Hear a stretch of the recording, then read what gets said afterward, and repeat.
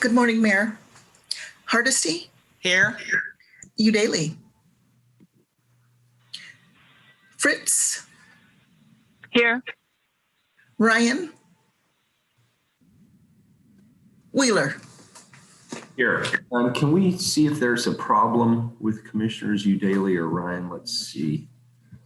Let's make sure, can you, TL, reach out to him and see if there's something going on there with the technology. Under Portland City Code and state law, the City Council is holding this meeting electronically. All members of the council are attending remotely by video and teleconference, and the city has made several avenues available for the public to listen to the audio broadcast of this meeting. The meeting is available to the public on the city's YouTube channel, eGovPDX, and www.portlandoregon.gov/video and channel 30. The public can also provide written testimony to the council by emailing the council clerk at cctestimony@portlandoregon.gov. The council is taking these steps as a result of the COVID-19 pandemic and the need to limit in-person contact to promote physical distancing. The pandemic is an emergency that threatens the public health, safety, and welfare, which requires us to meet remotely by electronic communications. Thank you all for your continued patience, flexibility, and understanding as we manage through this difficult situation to do the city's business. And Carla, I see Commissioner Ryan has joined us. And Keelan, can you renumber Commissioner Ryan so that his name shows up towards the top of the list with the other commissioners? Yes. Thank you. And I don't see Commissioner Udaly on board yet, but we'll assume she'll be here shortly. She has technical. Okay, so Commissioner Udaly is trying to get on, so she'll be joining us shortly. Why don't we go ahead and start with the legal counsel giving us rules of order and decorum. Good morning. Good morning. Thank you, Mayor. To participate in council meetings, you may sign up in advance with the council clerk's office for communications to briefly speak about any subject. You may also sign up for public testimony on resolutions or the first readings of ordinances. The published council agenda at portlandoregon.gov/auditor contains information about how and when you may sign up for testimony while the city council is holding electronic meetings. Your testimony should address the matter being considered at the time. When testifying, please state your name for the record. Your address is not necessary. Please disclose if you are a lobbyist. If you are representing an organization, please identify it. The presiding officer determines the length of testimony. Individuals generally have 3 minutes to testify unless otherwise stated. When your time is up, the presiding officer will ask you to conclude. Disruptive conduct such as shouting, refusing to conclude your testimony when your time is up, or interrupting others' testimony or council deliberations will not be allowed. If there are disruptions, a warning will be given that further disruption may result in the person being placed on hold or ejected for the remainder of the electronic meeting. Finally, please be aware that all council meetings are recorded. All right, very good. Thank you. First up today is communications. Carla, item 707. Request of Peter Braun to address council regarding police funding. Hello, my name is Peter Braun. That's B-R-A-U-N. I'm a Port resident, and I'm here to talk about police funding. I think that we're at an important moment in discussing the future of policing, both in our community and more broadly. However, I've been very frustrated at the lack of context in talking about how police are actually funded in this city.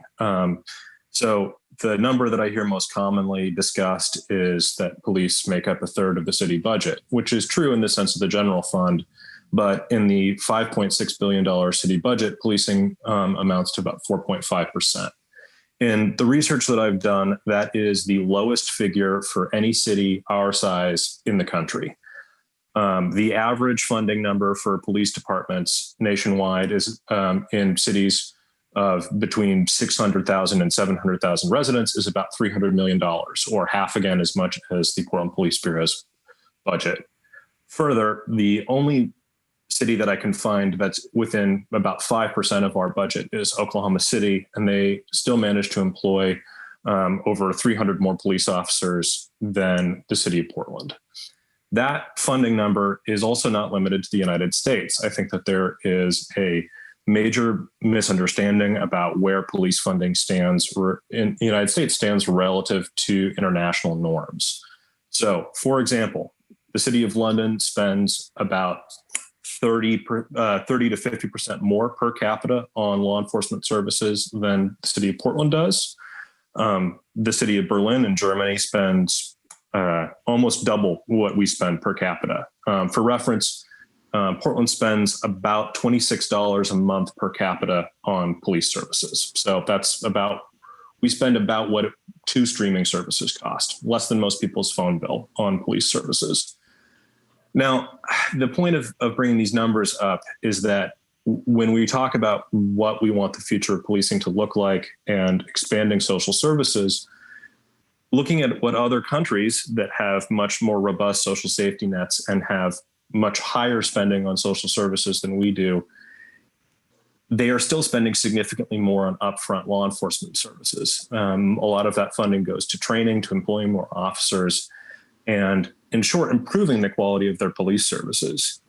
Now, we can talk about the role of policing going forward in the city of Portland and things that need to change, from training to accountability to the role of police officers. But I think that this city council and a lot of the public discussion has centered around this false premise that those programs can be funded out of the current public safety budget. And that's simply not true. If we were to defund the Portland Police Bureau by half, that would be 2% of the city budget. If our problems around systemic racism and inequality and homelessness were simple enough in the city of Portland to be solved by readdressing 2% of the city budget, we would have solved them already. So I would ask that in future discussions around public safety spending and increasing equity in our community, that this council addresses the public with reality, which is that solving these problems is going to be expensive and difficult and require changes to large swaths of the city budget. That's 3 minutes. Thank you. Thank you, Peter. Commissioner Hardesty, and then I have a comment as well. Thank you, Mayor. Thank you, Peter, for your information. I have a question for you. Many of the countries that you mentioned do not have armed police forces that operate in their community. And I appreciate your focus on funding, but I would love to find out if you also have data on outcomes. Solved by readdressing 2% of the city budget. Oh, that wasn't me. I don't know what happened there. So, Peter, 2 questions. It's hard to compare countries where police forces aren't armed to police forces that are armed. So I want to know why you're comparing those. And then the second one is the outcomes. Can you tell me whether cities that spend more had better outcomes and kill less community members? Please. Yes, absolutely. So 2 things. First, all police in Germany are armed, and the City of London, average City of London London Metropolitan Police officers are not armed. There are over 1,000 armed police officers working for the London Metropolitan Police. So there's a misconception there that most police officers in other countries aren't armed. That's simply not true. Further, as for outcomes, I think that's a worthy question, but you also have to look at context. So 2 things. For example, when we talk about City of Portland, if you look at officer-involved shootings in the last 17 years, it amounts to about 2 people a year. That number's gone down by about 1/3 from where we were in the early 2000s. And by comparison, that's fewer deaths than have been caused by TriMet buses and trains. Also, what we have is, if you look at it, the look at Great Britain and look at Germany, and you look at their relative violent crime rates. So they're spending significantly more on policing, and they also see significantly lower violent crime rates and significantly lower numbers of officer-involved shootings and fatalities. And those things happen roughly in proportion to the number of homicides they have in their countries. I think that's a really complicated question, and one that may go into a little beyond the scope of what we have time here today, but I think that it's important to look at context. Well, I appreciate your response, Peter. And let me just say, so I know Australia and how they operate, and their police actually are not armed. Their youth corrections is set up as if you walked into it, you would think that you were walking into a college campus, because their goal is actually to rehabilitate and give young people who are involved in criminal behavior an opportunity to thrive. And so we could talk theoretically, but I can tell you that since Kendra James was killed in 2003, we've killed 40 people at the hands of the police in Portland, and over half of them were suffering from mental health issues. Yet we have spent tens of millions of dollars training Portland police officers to de-escalate mental health interactions, and we have failed miserably at that. So while I appreciate your data does not in fact address how different communities experience policing. And so thank you for showing up. And if you have any information you want to provide to my office, we're happy to review it. Thank you. And Peter, I'd like to chime in as well. First of all, thank you for your service to the community. I truly appreciate it. And I know this is a very, very difficult time for you and your colleagues. And I want to thank you for your resilience. And I want to thank you for being here today. And you made a point, which I make on a regular basis. And I think it's a really important point, which is that a lot of the problems that we are seeing, I mean, first of all, let's acknowledge the Portland Police Bureau has changes it needs to make. And I am doing that. The council is doing that. You and your colleagues are doing that. But let's also acknowledge that a lot of the problems we're facing in this community, by the time the police are engaged, there have been multiple system failures. And I like the fact that you are acknowledging that on a per capita basis, it's not just about policing. What about substance abuse treatment? What about mental health services? What about access to housing? Those systems are also in a state of either near collapse or total collapse in the case of mental health and substance abuse treatment. And we're asking sworn armed police officers to be the safety net of last resort in those cases. And clearly it's not satisfying anybody's needs. And so I appreciate the analytical approach you're bringing to this. I think we have to be rational and pragmatic as we have these conversations. And the kind of data that you're bringing forward, I think, is where we need to start. We have to have a baseline understanding of where our funding is, how that funding is being used, what support levels are required, and what other services in the community need to be funded in order to make the community safer for everybody. So I personally really appreciate your being here today. I thank you. Next individual, Carla, is item 708. Request of Jake Doctor to address council regarding use of chemical weapons against Portland citizens.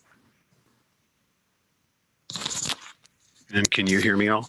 Loud and clear, Jake. You're good to go. Welcome. Perfect. Thank you. I'm grabbing my notes here. Apologize. What the heck? Where'd they go? Alrighty. Well, hello and thank you to the council. My name is Jake Doctor and I am representing the Chemical Weapons Research Consortium. Before I go into mine, I would just like to call out that Peter Braun did not very clearly disclose that he is a member of the Portland Police Force. I know that Mayor Wheeler mentioned that, but I would love to call that out, that we've been asked to represent the organizations that we're a part of, and I didn't hear that. So I'd love to just make sure that's on the record, that he's a member of the Portland Police speaking on that. Back to what I'm speaking about, I appreciate the work that you've all done. The main topic for me today is to demand a permanent ban on all chemical weapons used by law enforcement in Portland. As a leader in the Chemical Weapons Research Consortium, and based on what we are seeing in active research, these weapons are antithetical to human rights in the city Portland hopes to be, and we demand a total and permanent ban. The chemical weapons being used by PPB and other law enforcement are by design weapons that create mass and lasting damage and chaos. PPB uses them to disperse crowds who have respirators, and they are dispersed ineffectively. We have documentation of these gases wafting into citizens' homes, impacting children, pregnant women, the houseless, and more. They are thrown at activists who are not dispersed but cover a large and indiscriminate area and have a lasting impact long after the protests are gone. PPB is stating that the mass collateral damage to humans, people, and the environment is acceptable. We as scientists and citizens say that it is not. We are currently working with a major university to research the impact and have taken many samples from multiple locations. This study will help show the lasting impact on our parks and environment and people. We have received reports back that confirm a slew of toxic chemicals from these weapons and the usage of expired weapons that exponentially increase toxicity. These weapons contain cyanide, chlorine, and even hexavalent chromium. Many of these chemicals we see present in the city are directly linked to the chemical weapons used by our police and are known cancer-causing agents. PPB has created a public health crisis that is in waiting. We expect to soon see lasting and large health impacts on activists and citizens, often low-income citizens and citizens of color. We have found police chemical munitions in the river, in schoolyards, in front of OHSU Night Cancer Clinic, in people's yards, in powder caking streets, all classified as toxic but thrown indiscriminately over our city. Last week, Mayor Wheeler announced the temporary limit on CS gas. The media and activists shared the news that Portland had banned tear gas, but that is not true. And while incremental moves are good, we should not rest on those laurels. The announcement was a temporary order from him for an unknown period of time and only covered CS gas. There are many other tear gases used to poison our city. We are not the only group looking at this. The United Nations Human Rights Council recently made statements about police use of force and referenced Portland. We met with Amnesty International, who has identified Portland's use of these weapons as a concern. The Physicians for Human Rights published a statement about Portland police's brutality. OHSU, Kaiser Permanente, and many other organizations are studying the impact of brutality through banned chemical weapons by PPB. That's 3 minutes. Can I close really quickly? Go ahead, Jake. Okay, the world is watching us, and our current legacy is of division and brutality. Is that the legacy that we want? Mayor Wheeler, thank you for the incremental change, but it didn't go far enough. We need a permanent ban. The collateral damage of cancer clusters, respiratory illnesses, ecological impact, lawsuits, lost pregnancies, and deaths is not worth the ineffective use. I know that you have said that you would ban if we had other tools to disperse. But PPB immediately published a statement saying that they wanted to use these chemicals on citizens. This shows that PPB thinks the collateral damage of parents begging for their children not to be gassed with a carcinogen is worth it. As a parent and as a citizen, I affirm now that it is not, and we demand a total and permanent ban. If you need more information, Dr. Simonis and I and many others are happy and willing to connect and share more information. Thank you. Yeah, Jake, thank you for your comments. I appreciate them, and I share the sentiment of much of what you've said. So let me just put a few clarifying points on the record as well to maybe buttress or come into alignment with your testimony. Number one, we haven't had this conversation around CS gas here in the city of Portland in any substantive way because we've never been in a situation where we've seen the demonstrations go on for over 100 days. Typically, we would have a one-day event, maybe a two-day event, but usually just a one-day event. So the conversation really never got sparked in earnest. The fact of the matter is we do not know what the long-term public health or environmental consequences are to prolonged exposure to CS gas and other chemical agents. As you know, the city of Portland has used it over the course of the last 100 days, as has Multnomah County, the state of Oregon, and of course, the federal government. I did a little research to find out how many jurisdictions have used CS gas. It turns out it's well over 100 jurisdictions have used CS gas since the murder of George Floyd. I made this decision because I believe we need to have the conversation. So it is my intention that until we have clarity, that it will be banned. So I consider the ban permanent from my perspective. I would like the police bureau to find alternatives. I did my homework and I found out that actually the best response for both de-escalation and crowd dispersal is rapid response teams, meaning we have to have robust and complete mutual aid agreements with our regional and our state partners. Last August 17th, when we expected widespread bloodshed as a possible outcome of that event, we had substantial mutual aid agreements in place. We had the ability to respond quickly to any flashpoints. The police and our affiliated agencies really did a great job of keeping that situation de-escalated. So I know it can be done.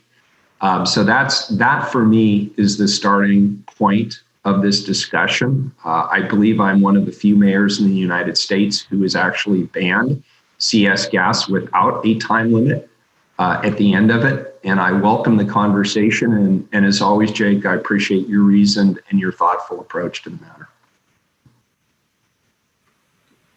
Next individual, Carla, is 709. Request of Steve Mullinax to address council regarding ordinance 190044, which references district coalition grant agreements. Good morning.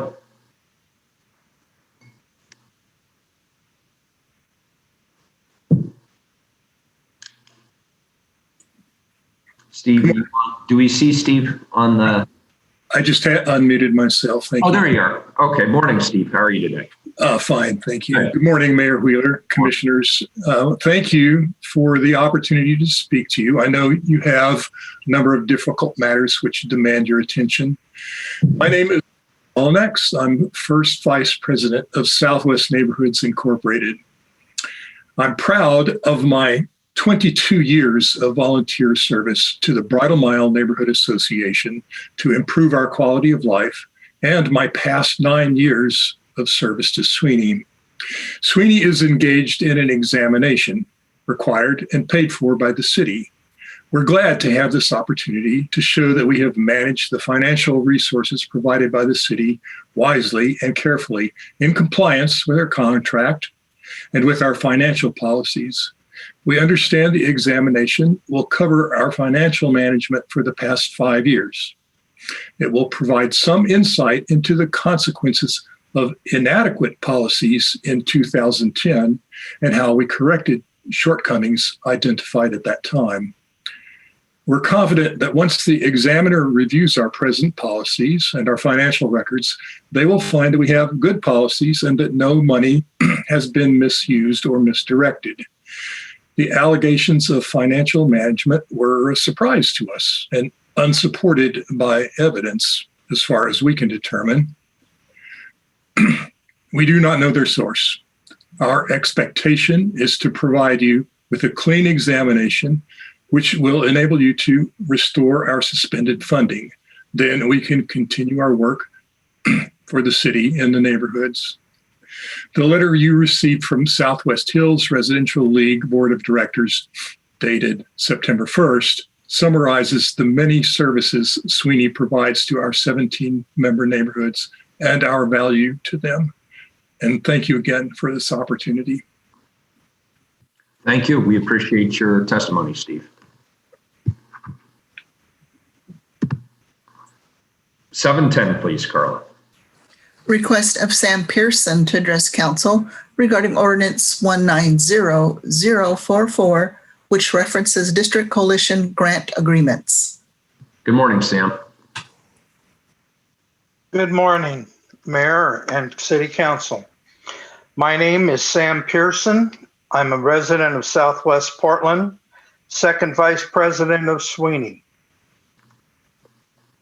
Ready, set, go. These are the words we've been hearing over and over again these past weeks. COVID, forest fire, protests have all been happening, yet a 40-year institution in Southwest Portland has been under scrutiny and has still continued on without funding from the city we are trying to help.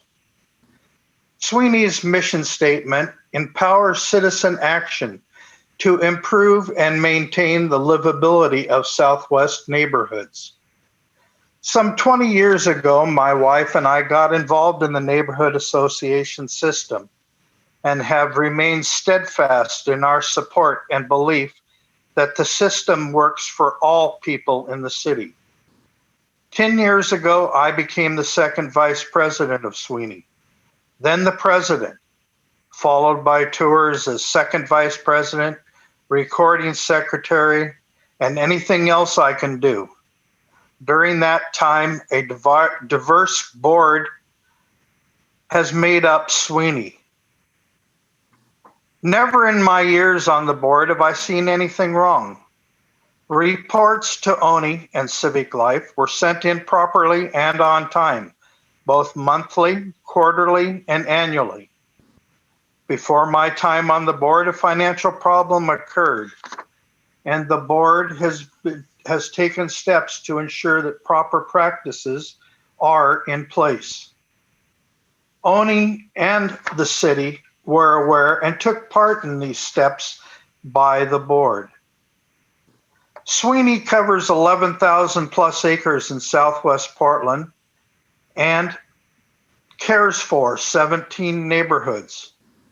Roughly 80,000 citizens are the ones suffering by not having Sweeney fully funded at this time. And yes, this includes those who have complained to you. In these times, please make Sweeney whole and let them work at capacity, thus saving the city we love the responsibility to do what Sweeney provides per contract. And lastly, Sweeney really rocks.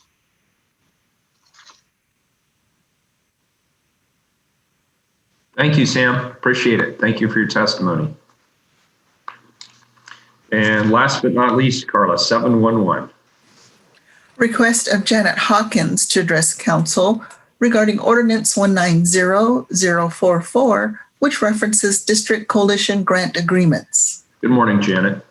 Good morning, Mayor Wheeler. My name is Janet Hawkins, and good morning, commissioners as well. I'm Janet Hawkins, and I'm the board secretary for the Southwest Neighborhoods, Inc. I'm also chair of the Hayhurst Neighborhood Association, and I've been a volunteer with Sweeney for over 10 years. We've had the opportunity today and the last two testifiers to learn about Sweeney's important work in Southwest Portland. You've also heard testimony about how Sweeney is carefully responding to the city's request for a forensic audit. But I want to let us focus on the challenge, not focus completely on the challenges that Sweeney is facing, but talk a bit about our community work that's continuing, even though we don't have city funding. We're publishing our Sweeney News, which provides important information to Southwest Portland's residents on engaging with city programs, services, and initiatives. We also have 7 active committees: transportation, public safety, watershed, land use, parks, schools, and equity and inclusion. And those committees are conducting monthly meetings, which feature presentations from local governments, including City of Portland, Metro, Portland Public Schools, and Multnomah County. The goal of our committee work is to bring government closer to Southwest Portland's residents. Sweeney also convenes neighbors to look at important social and political topics. The candidates forums we've conducted in Southwest Portland always filled Multnomah Art Center's auditorium. And during these past 2 years, we've had a focus and a partnership and a collaboration with Oregon Humanities to bring 6 Oregon Conversation events to Southwest Portland. These Oregon Conversations foster discussion about equity and inclusion, as well as social, cultural, and economic topics. These events have drawn a wide diversity of participants, and we've had incredible conversations about these topics. Sweeney also draws hundreds of participants to neighborhood-sponsored National Night Out celebrations every August, and I know you're aware of this, Mayor and Commissioners, as you have participated in those over the years in those National Night Out events. I want to call out Sweeney's positive presence throughout all of Southwest Portland. Our neighborhood associations are also meeting on a regular basis, and they connect neighbors with issues vital to community livability and civic engagement. Just in September, 4 neighborhood associations are conducting education programs related to race and equity topics. Finally, our neighborhood associations also provide needed support to community partner organizations that serve underrepresented communities. As an example, the Hayhurst Neighborhood Association that I chair has recently donated funds to support Hayhurst Schools parent-teacher organization in providing school supplies and emergency food to families who are struggling economically. We also support our local neighborhood emergency team at every opportunity, and we just initiated a donation program to purchase emergency kit backpacks for those volunteers. I have to say, it's not exaggerating to say that all of Sweeney's 17 neighborhood associations are doing similar work. Sweeney leverages every dollar it receives from the City of Portland into an array of partnerships and community-based initiatives. We ask that you restore our civic life funding so that we may continue to serve the 80,000 residents of Southwest Portland. Thank you. Thank you. Appreciate your testimony. Very good. That concludes communications. Next up is the consent agenda. Carla, have any items been pulled from the consent agenda? Yes, Mayor, we've had a request to pull 716 and 717. It says 717 is a second reading. Very good. So 717 has been pulled, and colleagues, I've pulled 716 back to our office for some rework. Carla, please call the roll on the remainder of the consent agenda. Hardesty, Aye. Udaly, Aye. Fritz, Aye. Ryan, Aye. Wheeler. Aye. The consent agenda is adopted. First time certain items 712. And the intergovernmental agreement for the Division Transit Project with TriMet for design and construction services. Commissioner, I'm sorry, did you also want me to read 713? yes, correct. Yes, thank you, Carla. Sure. 713, authorize an intergovernmental agreement with TriMet and the city in the amount of $650,000 to provide fiber optic cable installation and maintenance. Now, Commissioner Udaly, welcome. Thank you, Mayor. I'm pleased to introduce this agenda item for the Division Transit Project in partnership with Mayor Wheeler. Today, we'll be hearing a project update on the progress of this critical transit investment to our city and region. This project is the culmination of over 4 years of planning and design and extensive interagency and community building work. I am excited to share that with construction underway, we'll be welcoming this transit service to Portland by fall 2022. Today's update will focus on the status of the project in partnership with TriMet's prime contractor, Raymore Construction. Raymore has done an exceptional job adapting to new challenges, keeping Southeast Division as well as work crews safe. Keeping this project moving in construction has kept people working during what has otherwise been an extremely challenging economic time for our city. So thank you to Raymore Construction. There are 2 actions before us today, including an ordinance to amend the existing design and construction services intergovernmental agreement between the city and TriMet, as well as adopt a new IGA between the Bureau of Technology Services and TriMet for a betterment to construct new fiber optic cable on the corridor. So I welcome the PBOT, Bureau of Technology Services, TriMet, and Raymore team today.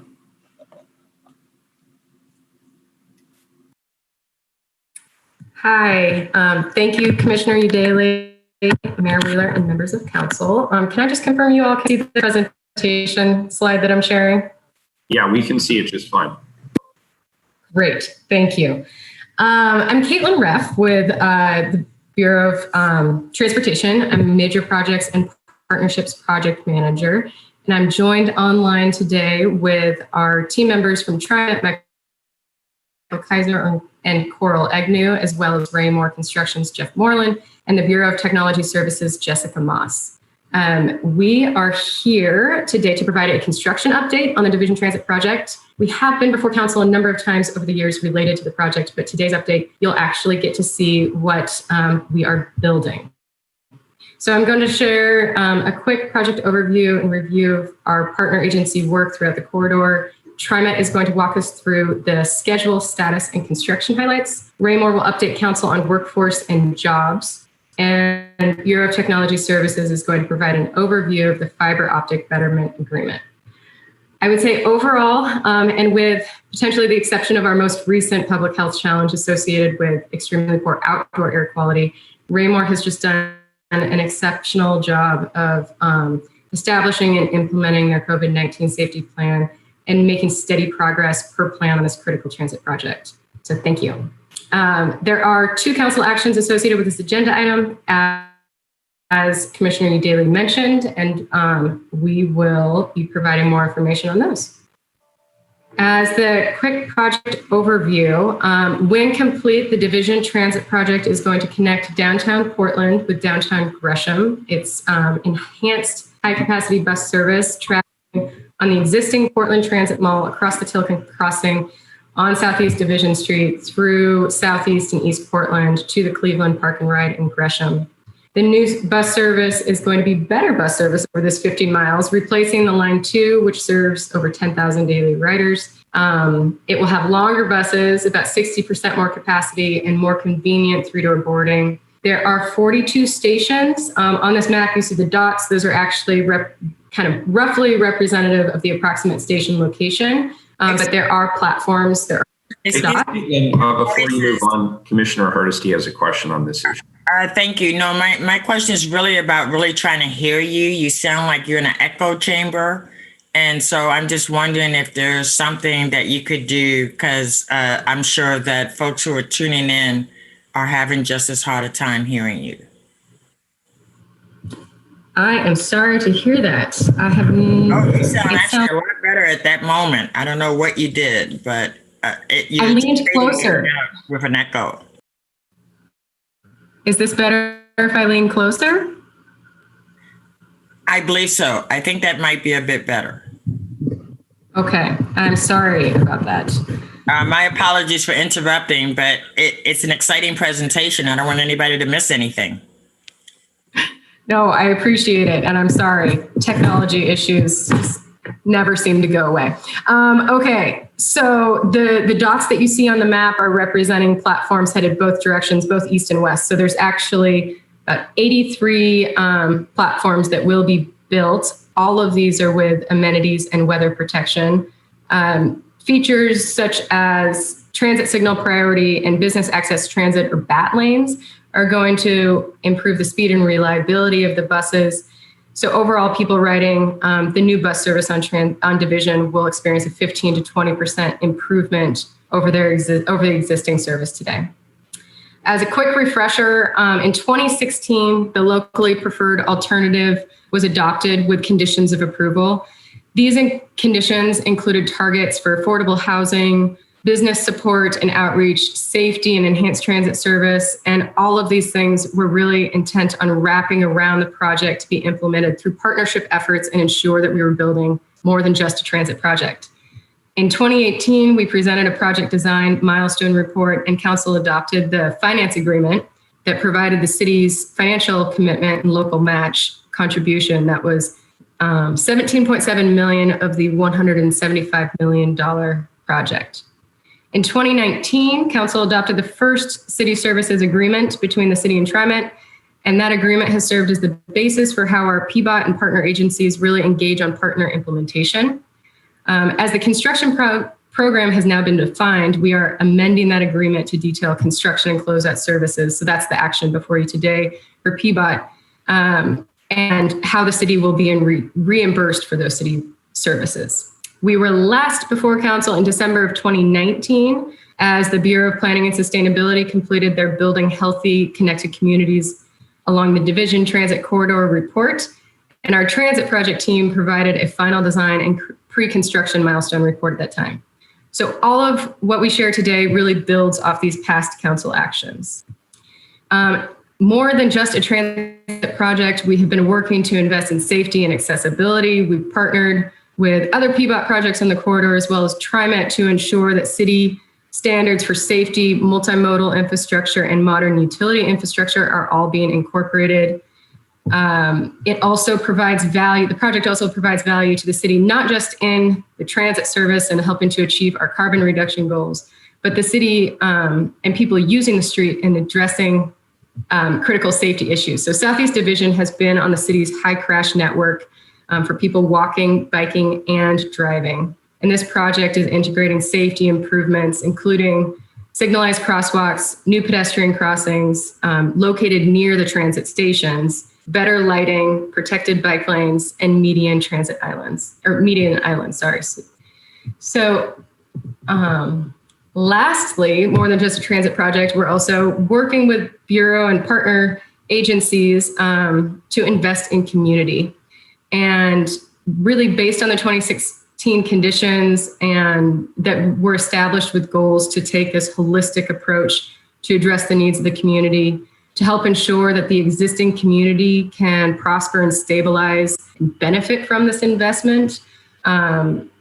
starting with the Bureau of Planning, Sustainability, Prosper, and Metro. They've continued progress against their goals. Since March, they've also been working together and with the Division Street community partners, really triaging business support along the corridor in response to COVID-19. They put on a new outer Southeast Division Street business. Caitlin, I think are other people hearing? Southeast Division Street business directory. Same problem. To support the small. Caitlin, can I stop you for a sec? Could I ask you to turn off your video and see if we get better bandwidth? How is to keep.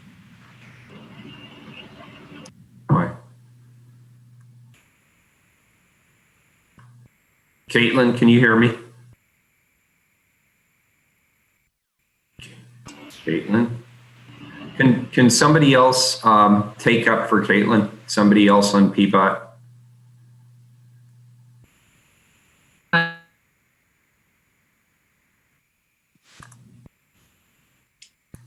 Hello, this is April Bertelson. Hi, April. Can you pinch it for Caitlin while we're working out some of the technical difficulties? I think I can cover a couple of these topics, and hopefully Caitlin will be able to jump back in, or I may also call in some of our other partners that are here today from the Housing Bureau. Thank you. Yeah, it's a good presentation, so I'm sorry we lost Caitlin, but she's doing a great job. Indeed. Always the worst timing on the technical challenges. Yeah, it's what we've got. So one thing that I would go ahead and highlight until Caitlin can join us again is that we have our PBOT Healthy Business Program that is throughout the city, providing free permits to businesses to operate outdoors more safely during the pandemic. So we have several permits that are for businesses along division, roughly 30, mostly in interdivision, where there's been business interest in that. In addition, we've been partnering with other organizations to provide free picnic tables to businesses to help them operate outdoors that don't have the resource.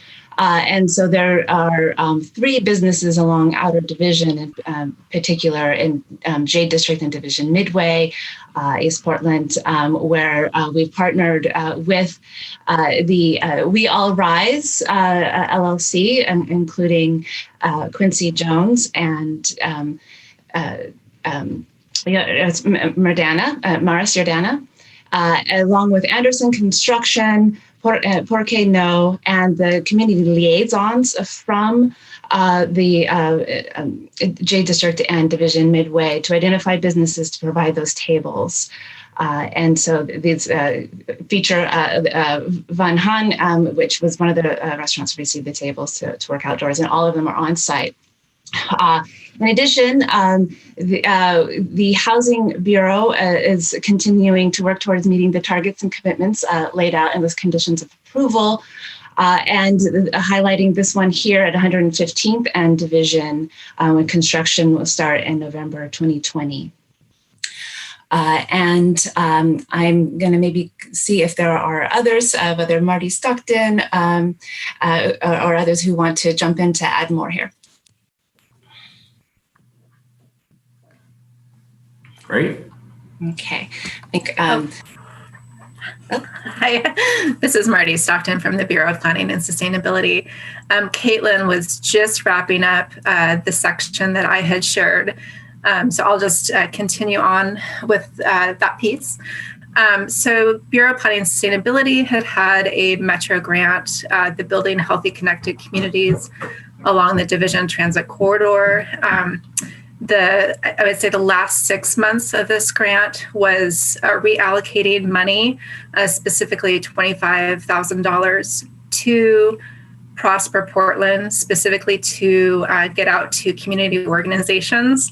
And that money was dispersed kind of late spring, early summer. And it was very much tied to a post-COVID-19 and response that was to support just businesses along the Division Transit Corridor, and a lot of businesses, Asian American owned businesses that were also experiencing just racism and not people not frequenting their businesses. And so the community organizations pulled together and set a business directory, and those are going to be mailed out in a matter of weeks to residences and businesses along kind of a quarter mile on each side of Division from 82nd to the city limits, to just remind community members that businesses are still thriving and are open for business along Division. So that is what the money was allocated to get the word out about businesses along Division. And that's, I guess, it for our piece. And I can try to jump back in. Unfortunately, I don't believe I can advance slides. and so. Sorry, if you guys, April. Caitlin, you're back. I don't know if you can hear me, but yeah, try it on. If you guys can hear me now, hopefully Michael Kaiser. I'm going to try to keep advancing slides. Great. Handed it back to you. We covered this one. Thank you. Welcome. Okay, well, this is Michael Kaiser. I'm the project director for TriMet for DGP. While Caitlin is advancing to the next slide, I'll just start in by saying good morning, Mayor Wheeler and Council. I want to reach out and say thank you for the city's ongoing support for this project and your partnership in it. The two actions that we are bringing to you today are additional installments in that partnership. We really appreciate it on the project level.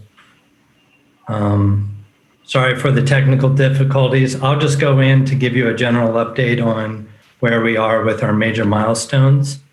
I'll start with saying, really echoing what Caitlin had mentioned, which is Raymore Construction has been doing such an excellent job on this project, has been a great partner in these efforts, despite starting a project during COVID and meeting all of the challenges that we see on a constrained corridor. So Raymore, thank you for that. Coral Agnew will go into many of the updates on construction. I'll just touch on some of the high points. As many of you know, we received federal funding for this project in January. At the same time, we started construction on the corridor at that time, focusing primarily on advanced utilities to begin with, underground work, moving on to civil work, including street work and stations. We'll start to see finishes on the platforms in 2021. As many of you know, we have a fleet of buses that are part of this project, articulated buses. There will be 31 in total, and we'll see the first pilot bus arriving next year, April 2021, and the fleet starting to roll in at the end of that year. Testing of the system and training for operations will begin in September or spring of 2022, with substantial completion happening in the summer of 2022, leading to revenue service at the beginning of September 2022. So we're about 2 years out to completion on this project. If Caitlin can hear me, she can advance to the next slide. Well, Caitlin's doing that. Commissioner Hardesty has a question. Commissioner Hardesty. Thank you, Mayor. Could you go back, please, one slide? And so can you tell me, of all the new buses, are these going to be energy efficient buses, or are we putting old buses like we're accustomed to having in East Portland? Thank you. Because of where technology is currently with our 60-foot articulated buses, we will be dealing with diesel buses. I'm sorry? We will be implementing diesel buses on this corridor. Aren't you piloting green buses? And so if you're doing this major improvement, why would you use the most dirty bus opportunity that you have rather than using the best technology that we have? That's a great question. We would love to provide electric articulated buses. Because we're using the 60-foot articulated buses on this project, no manufacturer is at a point where they can provide a reliable vehicle that would operate on this corridor. So in the interim, we're looking at using diesel with the intent of transitioning to electric as they become available over time. And one last question, since we're talking buses, will the shelters be full shelters, or will they still be those butt cheek lean things that we have in East Portland? I have a slide later on. They will be the full shelters, high quality, with great coverage, lighting, and amenities, seating. All right, you sold me. I'll look forward to that slide. Thank you. Okay. So we'll go on to this next slide that just gives a general status. We're currently at 24% of our scheduled duration elapsed, with a similar 23% of costs being incurred. As far as physical completion, we're at 11.4. So a lot of the upfront work takes more time. And as we hit the middle of the project next year, we expedite the physical improvements that happen on the corridor. So even though these numbers look skewed, we are on target for schedule and completion. And this final slide here speaks to the question of what will our stations look like. We're putting a lot of investment into quality station environments at all of the, say, 66 stations out on the alignment on division. So we have various shelter sizes, but the quality remains consistent throughout. Seating, lighting, and other amenities are provided at every station. There is also significant investment that's going into the bike infrastructure to support the city's protected bike lane approach along this corridor, and significant investment in this project go into signals that create a smart corridor, improves performance for buses, but also improves performance for traffic movement along the entire corridor. The work that we're doing here with the signalization, transit signal priority, will definitely inform future improvements within the region. So that's all I have for my bit. I know that we are running out of time, so I will hand this off to Coral Agnew, who is our manager for community affairs on the project. Thank you. Thank you, Michael. Good morning, Council. My name is Coral Agnew, and I lead the TriMet Division Transit Outreach Team, alongside with my colleagues Thomas Scharf and Paulina Salgado. Prior to construction, a document called the Conduct of Construction was finalized. The Conduct of Construction provides guidelines on how the Division Transit Project will build on the Division corridor. This was a part of a collaboration with agency partners, Raymore Construction, and the community. The Conduct of Construction addresses issues such as access, noise, traffic impacts, and notification. Our outreach team uses the Conduct of Construction to inform public awareness regarding construction and any impacts generated by construction. Before construction began, a mailer was sent out to all property owners and tenants along the corridor. This mailer provided basic information as well as what to expect with the upcoming construction. We also added a construction webpage to the Division Transit website. that has accurate and up-to-date information about traffic impacts to autos, pedestrians, and cyclists along the corridor.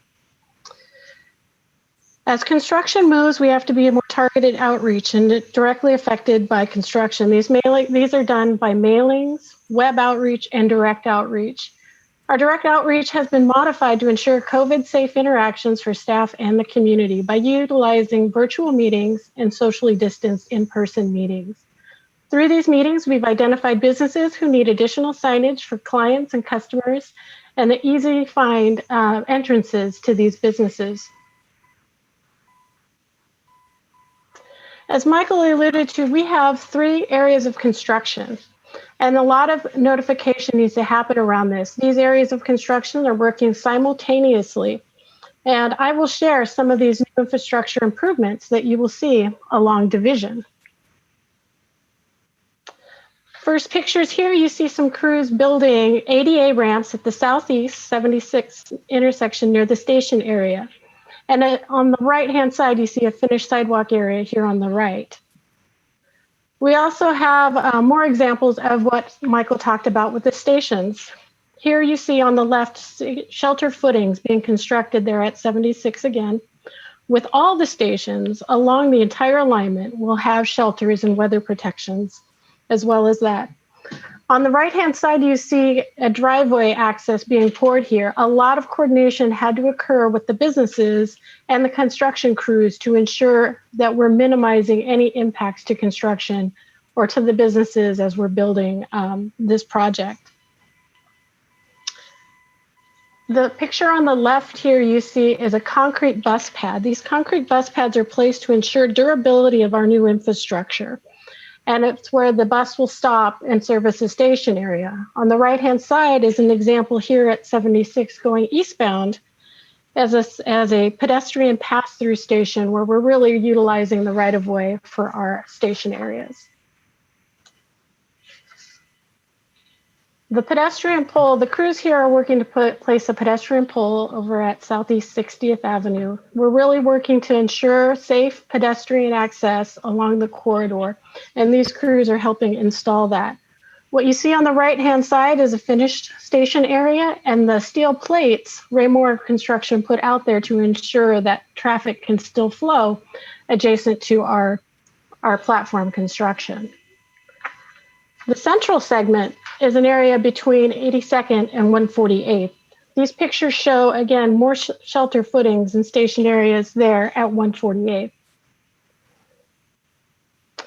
This is an example of one of the shared bicycle pedestrian station types at 142nd. There was a lot of outreach done developing this station type, and there will be a lot of outreach done prior to this station type opening up in these areas.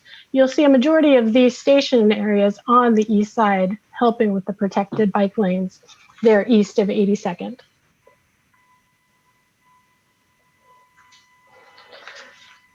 Conduit installation is happening throughout the entire alignment. And what these conduits are doing is they're helping provide the lighting that Michael spoke about at the station areas, as well as providing transit tracker information and other amenities in the station area.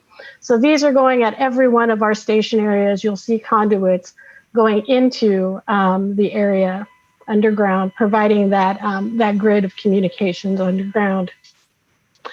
I'll now turn this presentation over to Jeff Moreland, the owner of Raymore Construction. Jeff? Thank you, Coral. Mayor Wheeler, all commissioners. Again, for the record, my name is Jeff Moreland. I'm the founder and president of Raymore Construction. I would like to start by giving praise to TriMet, the design team, and all the many agency partners who have worked so collaboratively with us in all these trying times to keep this project moving forward and to get the construction where it is today. Again, I want to really emphasize to the council that we have noticed the city's efforts to help remove unnecessary barriers, and those efforts are greatly appreciated. I want to start by kind of highlighting some of the key successes of the project. Next slide, please. So first, we have worked, essentially this slide was outdated by a couple days. We're now over 50,000 craft hours without a single recordable incident. This highlights the efforts that we have made to keep not only our employees safe, but the public safe during construction along this very difficult corridor. Now we want to talk about reviewing the numbers to kind of so you can get a good idea of what we've done so far, and we disaggregated them out so that you could really see that. So there's very clarity of what successes we have had so far. So far to date, almost 47% of all craft hours have been worked by people of color and women. And that breaks out to 19% of the hours have been worked by African Americans, and 15% of those out, and 32 employees, and that's 15% of the actual 205 craft people that we have on the project. And if you go down the chart, you can just see that all the way down to Hispanic and Latino at 22%, Native and Pacific Islander, we have them all there. And what's notable is that almost 13% of the craft hours have been worked by women. So I want to really point that out.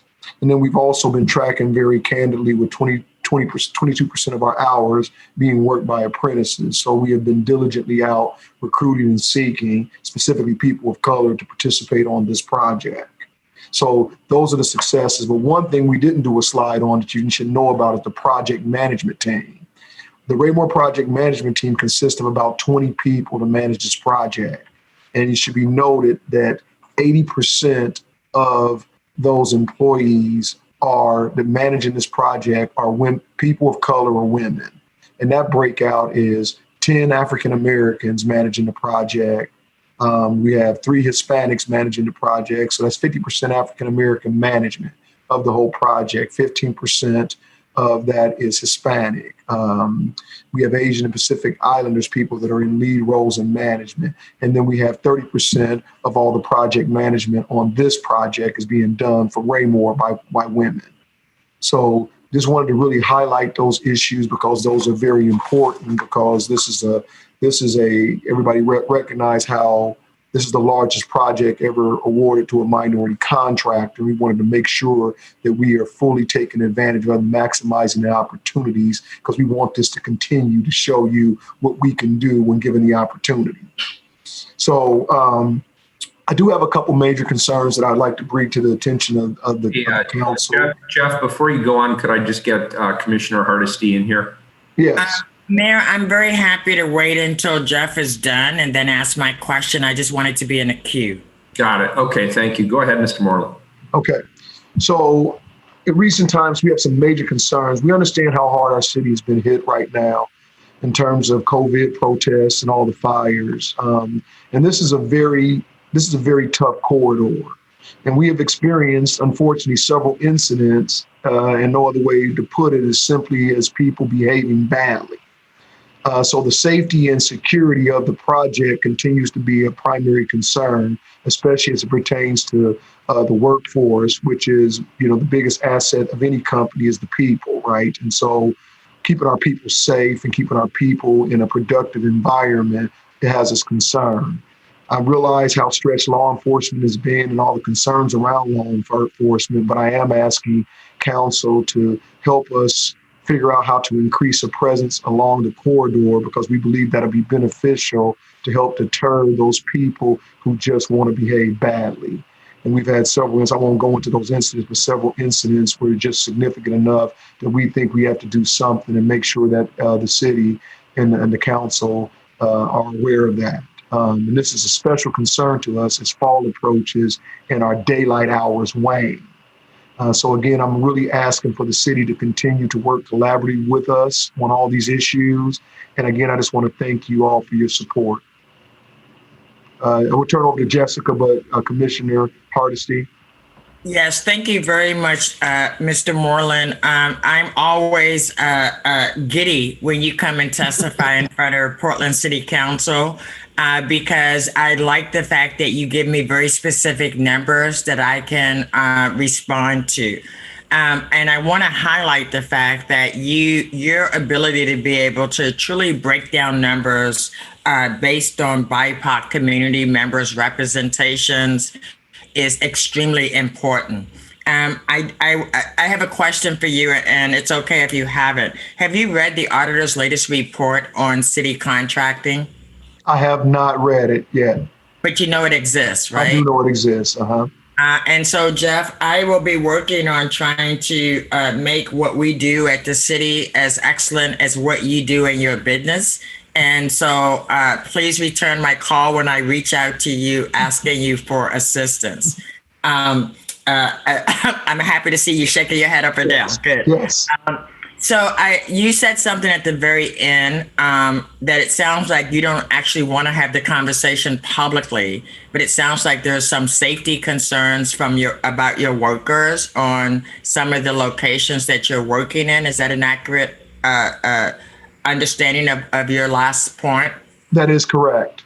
And the reason why I don't want to have it publicly is because a lot of the stereotypes that continue to manifest itself out could potentially be there. And so I'd rather have it offline so we can explain it, because we all know that a lot of the issues that plague these areas are due to the oppressive nature.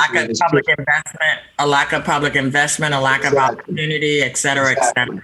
And so, Jeff, I feel you, and I want you to know that feel free to reach out to my office sooner rather than later, and let's set some time when we can talk about what you're experiencing on the work site, and what ideas you have that the city can be helpful and helping you mitigate some of those challenges. I appreciate that. You're very welcome. Let me just say congratulations on having the largest minority contract in the history of Oregon. I think that is something always worthy of celebrating. But I also want to say that with that comes a lot of responsibility. The last time you were presenting at the city council, I talked to you about how these multi-year contracts, do they really lead from pre-apprenticeship to journeyman status, especially for Black and Indigenous and other people of color? Can you tell me, because of the length of this program, what your expectations are for moving people into better opportunities as you complete this task? Yeah, that's absolutely a great observation. And these multi-year projects actually do that, which is why this project and some of the other projects that we're, been selected are so exciting to me, because this is what we've done for years, right? Raymore is built on bringing people into the crafts and moving them through the crafts from apprenticeship to journeyman level, and then moving them into management, whether it be lead people in the field or project and field engineers. And so we have a ton of people that have grown up in Raymore that started out as apprentice. And so we'll continue to do that. And I think emphasizing that is very critical, because we have to all have a commitment to doing that. And that's what's been lacking, which is what, to your point, and people haven't been lacking, they haven't utilized that way. So yes, we'll continue to do that. That is in the forefront of our mind.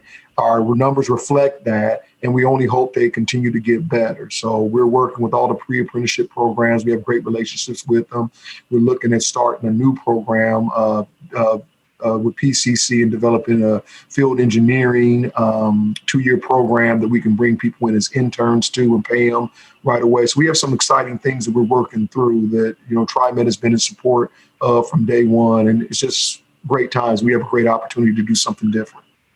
Well, I want to make sure that we remove any obstacles to your success. And so please reach out as soon as possible. We'll get some time on the calendar, and we will have the conversation that you want to have in a place that's more appropriate. And again, thank you so much. The first time you testified since I've been at City Council, I really remembered your commitment to making sure that you were actually providing living wage employment opportunities for folks who've been denied that for quite a while in the city of Portland. You are a model of what's possible when people actually are committed to the goals they say they are committed to. So I applaud you. I applaud your company, and know that I'm a big fan, and whatever I can do to assist, me and my office will be there. Thank you. Thank you. Commissioner Daly. Thank you, Mayor. Good morning, Mr. Moreland. I'm sorry if this has already been answered. I got a little sidetracked by some staff communications. You mentioned the harassment of some of your employees. What was the nature of that harassment? Were these frustrated drivers who wanted them to get out of the way, or were these racially based incidents? Well, it's been a combination of several things, and like I was discussing with Commissioner Hardesty, I'd like to just really have that conversation offline to talk about it, because I don't like to perpetuate stereotypes and things like that. So it's just better. I would love to sit down and have that conversation offline and work actively with the city and you guys, the commissioners, to come up with solutions. So great, yeah. We're aware of the incidents, very concerned and wanting to work with you on some potential solutions. And I just want to say, I'm proud to oversee a bureau that routinely exceeds our utilization goals, but want to acknowledge that you are pretty critical to reaching those numbers. So thank you once again. And I'm thrilled with how the project is proceeding. Thank you. So this is Caitlin. I'm daring to unmute myself. Can you guys hear me? Yeah. Okay. I am so sorry for the connectivity issues. We have one more presenter, Jessica, who I want to turn it over to, but I did just want to mention very quickly follow up to that conversation. We do have some meetings lined up, and Commissioner Hardesty, thank you for offering to be part of that. We're looking at different options for site security and all sorts of things that we could do to improve safety on the corridor. So looking forward to bringing all the right folks in to be part of that. Thank you.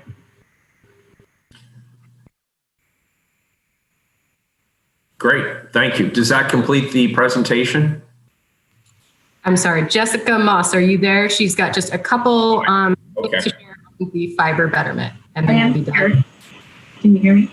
Yeah, go ahead. Great. Thank you, commissioners and the mayor, for having me. My name is Jessica Moss. I am the capital projects manager for the Bureau of Technology Services Communications Division. Early on in the planning, Jessica, you have very bad sound quality as well. It must just be that gremlin in the wires today. Maybe the video turning it off would be better. Let's try that for a minute and see if that. Can you hear me now? We can. Is that better? Not much, but so you might as well just let us see your smiling face because it's the same sound. Okay. Just briefly, we've been working with PBOT and TriMet for a number of months now, looking at the infrastructure that was originally designed for the Division Transit project for the communications aspect. This is what is going to provide the signaling capabilities that are going to advance the signals for the buses. Because on our side of BTS, we look at future benefit for communications and the growth of communications. We thought that it would be a good idea to leverage the existing design and improve it so we could look for a larger future network design. In order to do that, we need to create an IGA, an intergovernmental agreement with TriMet, to do this betterment to the fiber optic cable that's going to run along Division. And I'm going to try to keep it brief, but basically what this is going to do is create a digital information expressway that runs east and west on the east side of Portland. It's going to enable future projects for BTS, TriMet, and other stakeholders when their digital capacity increases. The fiber is going to be constructed also through key geographies that you're aware of, where digital equity improvements are being looked at by the Office of Community Technology in Multnomah County. And this fiber path is basically pre-designed to support future public benefit projects.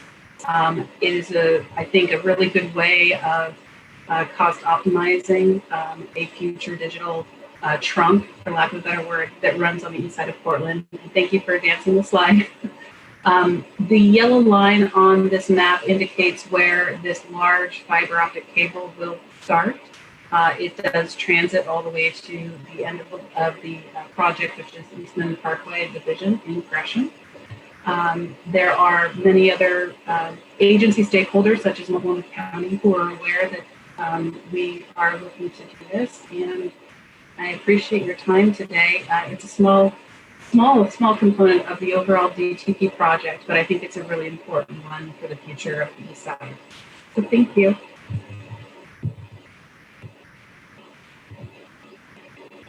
Caitlin, I hand it back to you. And Commissioner Daly, did you have another comment, or is that just residual? No, okay, good. Does that complete the presentation then for today? Yes. All right, good. So thank you. That was,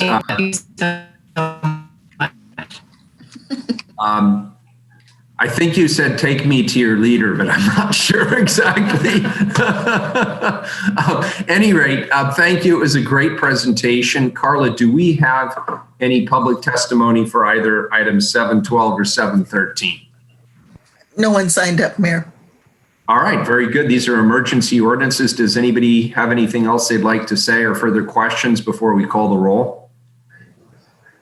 Seeing none, Carla, please call the roll on item 712. Hardesty? Let me say that I'm in 100% support of this project. I appreciate the thoughtfulness under which this project came together. But I want to put a challenge out to TriMet. I think I think we have the opportunity to, as we're developing this division project, to actually put in buses that won't actually pollute the neighborhood. And so while you're at the beginning of this construction project and the amount of money that we're going to spend to make these investments, I suspect that there's a company out there that's wondering how they're going to rebound after COVID-19, and that they would take up the challenge of actually identifying creative ways so that we can fast track energy efficient buses. I think it's inexcusable for us to be doing this kind of major transportation improvement and not be using the best green technology available for us. And so again, I'm in 100% support, but I sure would like us to not just say, oh, well, they're not available yet. But by golly, I bet if we put a request for information proposal out, we would have some very creative bids that we could then look at to find out how we invest in those dollars. We don't have a whole lot of time left to actually fundamentally have an impact on our climate. And if we're doing these kind of major investments and just assuming that the green improvements will come sometime down the line, in my opinion, that is not sufficient. That is not visionary enough. And that is not where the city of Portland wants to go. I vote aye.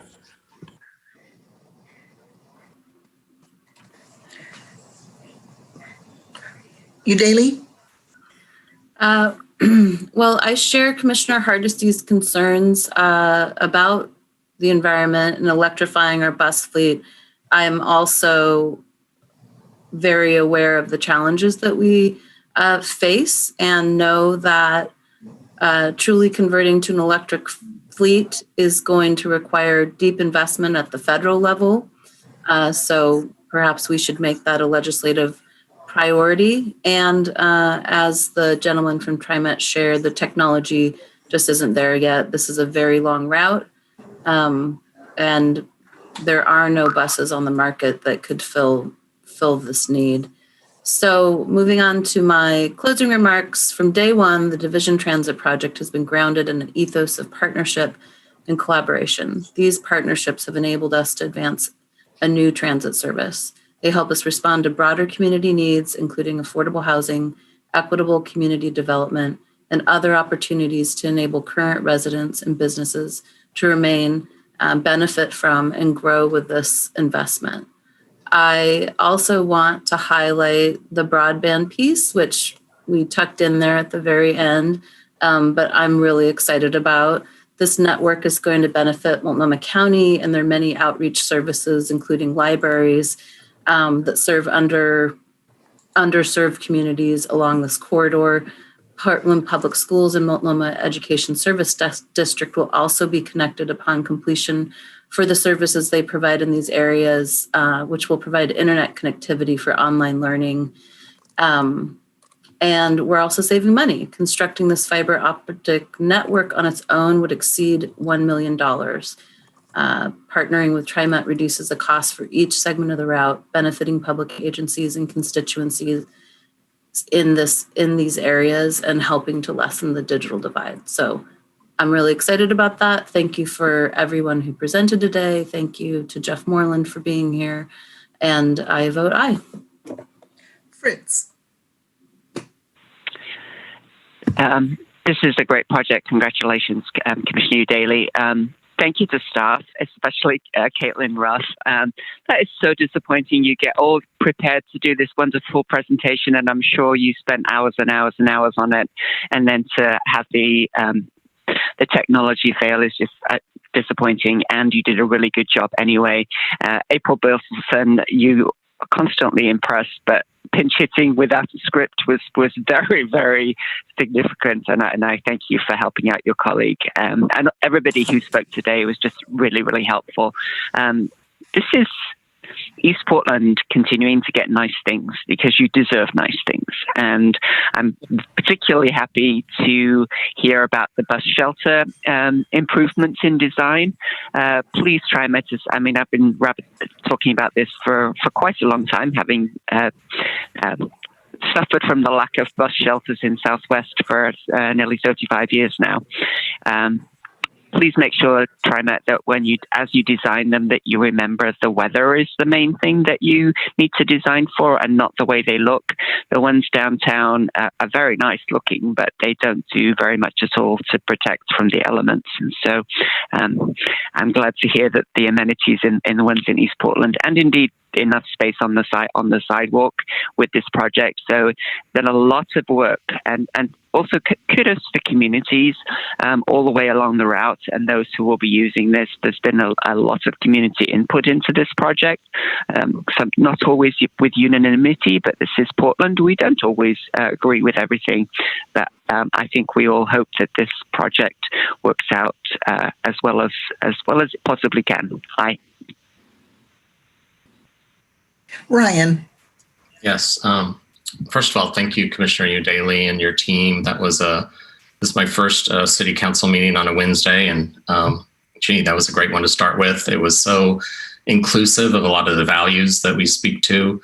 My last 10 years, I've focused a lot on apprenticeships and jobs, creation of jobs right out of high school, and the fact that you're so committed to that, and hearing that people grow up in your company was just music to my ears.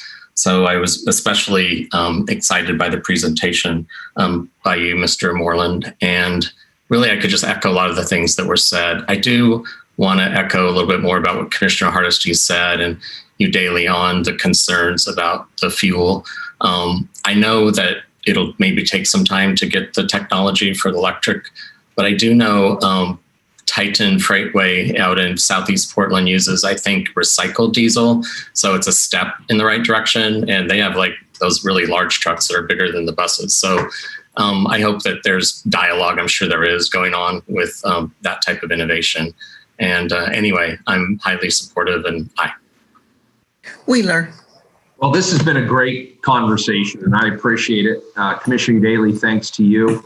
And your team, thanks to everybody from the Bureau who testified. We covered a lot of ground in the last hour and 15 minutes. I was just taking some quick notes. We discussed racial equity. We discussed geographical equity. We discussed the connectivity of the system. We discussed climate action. We discussed the weather. We discussed aesthetics. We discussed infrastructural needs. And what's so great about these projects is it's a nexus for all of them. And that's why the conversations tend to go broad and go deep when we bring these things before the council. I am very proud to support this along with my colleagues. This is a great step in the right direction on every one of those issues I just mentioned. So thank you all for your hard work. I vote aye, and the ordinance is adopted. Call the roll, Carla, on 713. Hardesty. Aye. Udaly, Aye. Fritz, Aye. Ryan, Aye. Wheeler. Aye, the ordinance is adopted. Thank you again, everybody. Next item, 714. Consider appeal of the Pearl Neighbors for Integrity in Design against the Design Commission's decision to approve with conditions Hyatt Place, a 23-story mixed-use building at 350 Northwest 12th Avenue in the Pearl Subdistrict of the Central City Plan District. Colleagues, who all received new evidence, rebuttal to the new evidence, and the applicant's final rebuttal during the open record period. Commissioners Hardesty and Ryan were not able to participate in the last hearing, but my assumption is you were both able to review the record. And do either of you have anything else you'd like to disclose at this time? Thank you, Mayor. I just wanted to say that I did have the opportunity to review the record and to review all the submitted testimony, and I am ready and prepared to vote on this matter today if it comes to that conclusion. I also want to say I have no conflicts or no perceived conflicts in voting for this measure on this issue. Thank you, Commissioner Hardesty. Commissioner Ryan. Yes, thank you, Mr. Mayor. I did receive a briefing yesterday for about a half hour, and yeah, there was a lot of information in a short period of time, but it was it's what it is, and I appreciate that the staff was so prepared and were very crisp in their presentation. I don't have any perceived conflicts of interest. Thank you. Do any other council members or anyone on the council have any other matters before we begin our discussion? Seeing none, to help us make a decision, staff are here to remind us of the options that are available to council.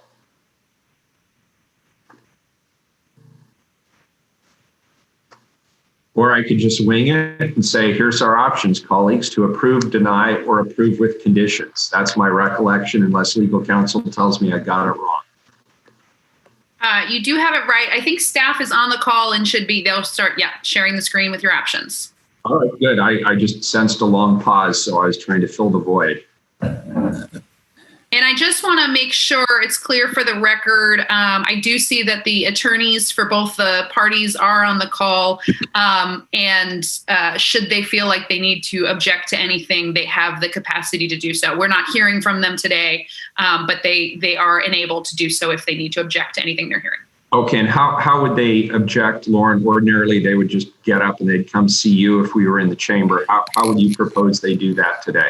I believe they're both on the call as panelists, and they can just unmute their mic just as I do and interrupt. You would just ask them to go ahead and jump in if they're concerned about something. And they both have direct contact with me. So if that is not possible, if they've tried it and it's not possible, they have the ability to reach me by both phone and email. So I can communicate. I just want to make sure they're able to jump in as quickly as possible. I share that goal. Okay, anything else we need to know before we begin? You said there's... So, Mayor, I have a question. Mayor, I have a question. Chris, and I can't get to the... Mayor, I have a question. Go ahead. Sorry, I can't, with the screen sharing, I can't get back to raising my hand. Lauren, I had a question. What would be the allowable interruptions from either attorney? What would they be objecting to that we might do or say?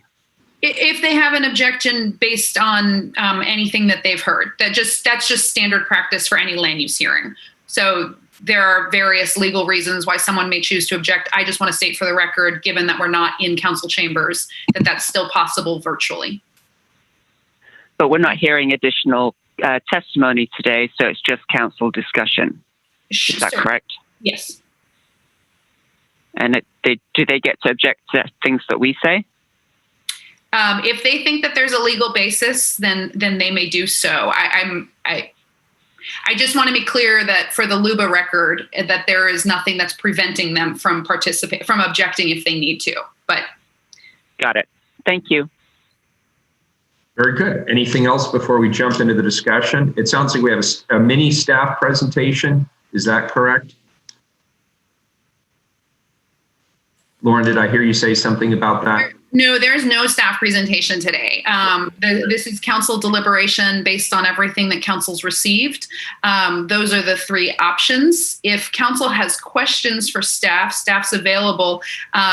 There will be no new evidence. So staff will need to be very deliberate about discussing, only responding to your questions based on the evidence that's already in the record. Very good. And one possible outcome for today, if we see one of these three options as being the viable solution, we would be taking only a tentative vote today. Is that correct? That's correct. So today would be a tentative vote, and then we would, the prevailing side is responsible for taking the initial draft of the findings and working with our office and BDS, and then we'll come back in October, depending on the council calendar. Very good. All right, so let's jump in. Who'd like to start? And so, Mayor, Commissioner Hardesty here. I after reviewing the record, I did have questions about whether or not this project was unique based on the rules that we operate under.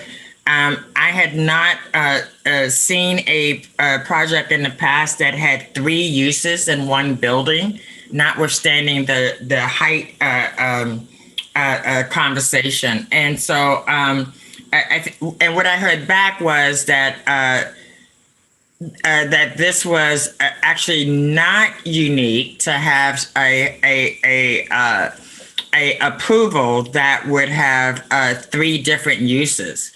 I guess for me, my biggest concern continues to be whether or not we're going to have a negative impact on traffic in that area. When I think about 160 hotel rooms, I think about 120 housing units that honestly are not going to help at all with our affordable housing issues.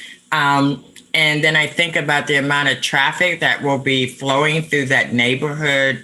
I don't know that I ever got a really clear answer from reviewing the records or from my conversations about what really the impact would be on the day-to-day operation in that community. It is an extremely small lot that would be providing the kind with the kind of 24-hour day access. I do have some concerns about what the overall impact is on the community. Notwithstanding the height, I'm more concerned about what how this is going to really impact day-to-day operations. So that's one question that I still have that I'm struggling with. My second question is really around how deliveries and that process will happen when the proponents actually testified. They said, well, we're not going to be doing deliveries during major traffic periods, which said to me, then that must mean that we're going to be doing it, early in the morning, or we're going to be doing it late at night, and we're going to be doing it when people are winding down from their day. And so honestly, I don't know where to go with those questions. And so those are the things I'm kind of struggling with at the moment.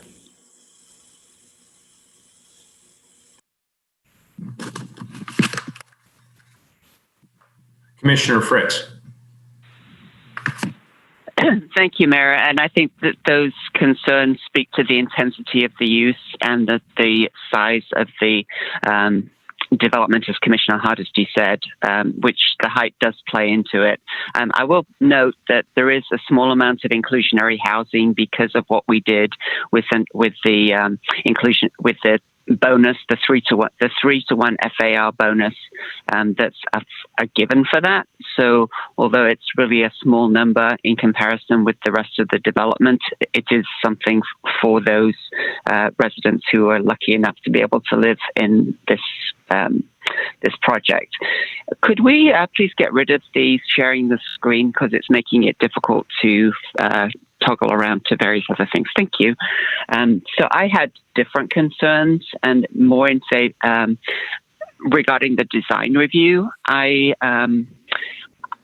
I don't think the design guidelines are met. That the ones I'm really concerned about are guideline A51, which is enhance the qualities that make each area distinctive within the river district. The design should acknowledge the character and identity of 3 blocks in every direction, which includes a portion of the historic district, with visual and physical references to its warehousing past. And so I just don't see how this design enhances the qualities that make the area distinctive, as called for by guidelines A5 and A51. I don't see any design elements that wouldn't be proposed in any of the neighborhood in Portland, or indeed any high-rise hotel in an area in any downtown. I think guideline A511, which is reinforce the identity of the Pearl District neighborhood. Nothing in the proposed building evokes the reflection of urban warehouses. The vast amount of glass, and yes, it's got some concrete on it, but as we saw in the photographs, a lot of the buildings nearby have brick facades.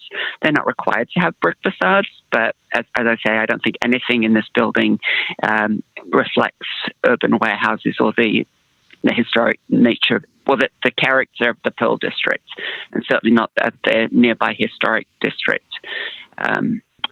The guideline calls for adding buildings which diversify the architectural language and palette of materials. I do love how design guidelines have flowery language. I don't see how this building does diversify the architectural language. It's a building that could go anywhere without design guidelines. And lots of glass might diversify the palette of the materials in a district, but it's in a way that's not true to the Pearl District character and identity. I think Commissioner Hardisty's concerns about the traffic and the entry level is in Section 5 of these guidelines.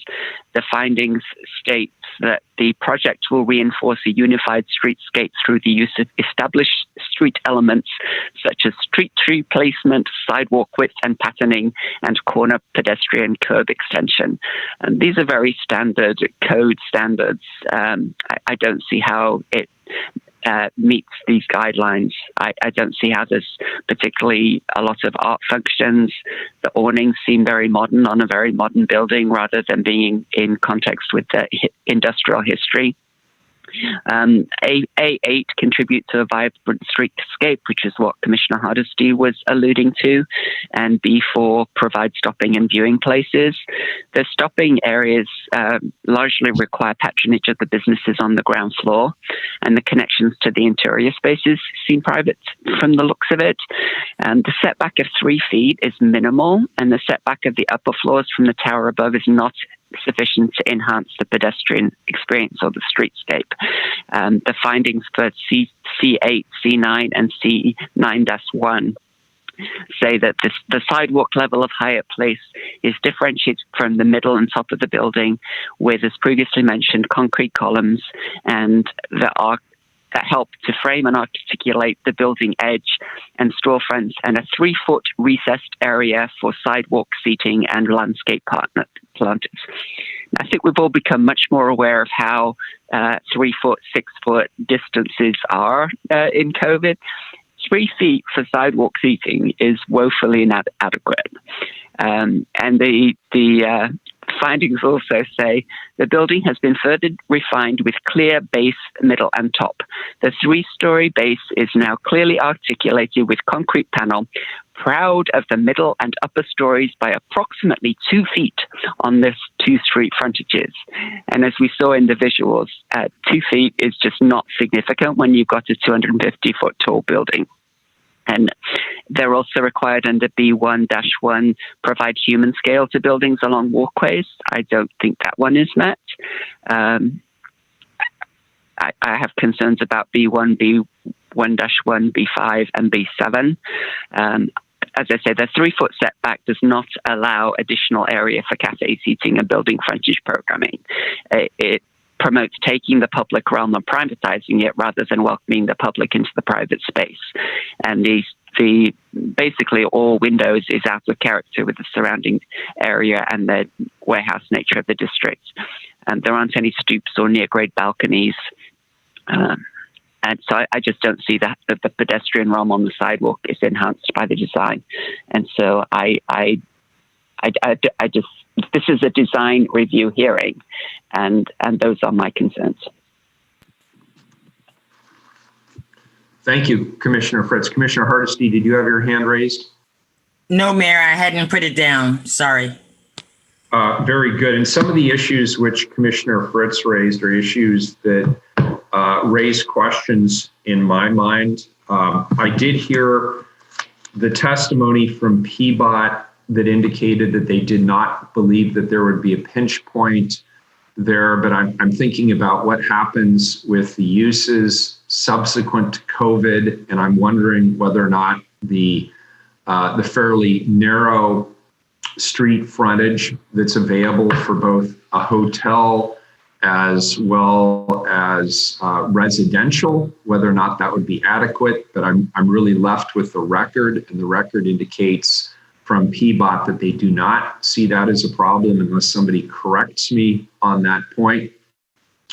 I cannot recall whether or not the record got as far as usage. For example, the question of it being a hotel, I am curious to know whether or not there are large meeting spaces, whether there are large convention type spaces that could potentially cause undue stress in the short term on the neighborhood. Lauren looks like she's about to smother me. Go ahead. No, I was going to ask if Art is on the call, he might be able to answer those, whether or not the record has answers to those questions. Oh, very good. And if not, then not. What do we know, Art? This is Art Graves, the Bureau of Development Services staff planner for this project. This has, we've talked a lot about the number of residential units and hotel units, but I could pull up the plans, which are in the record. I don't believe that this had a large conference room or kind of meeting space, similar to some of the other large hotels. Okay, that's helpful to know. And last but not least, I also looked at the same provision around compatibility with the neighborhood. And first of all, I want to acknowledge we heard some really good testimony from the architect, and I believe the architect made a good faith effort to incorporate design elements from the immediate neighborhood, both in terms of materials as well as aesthetic design.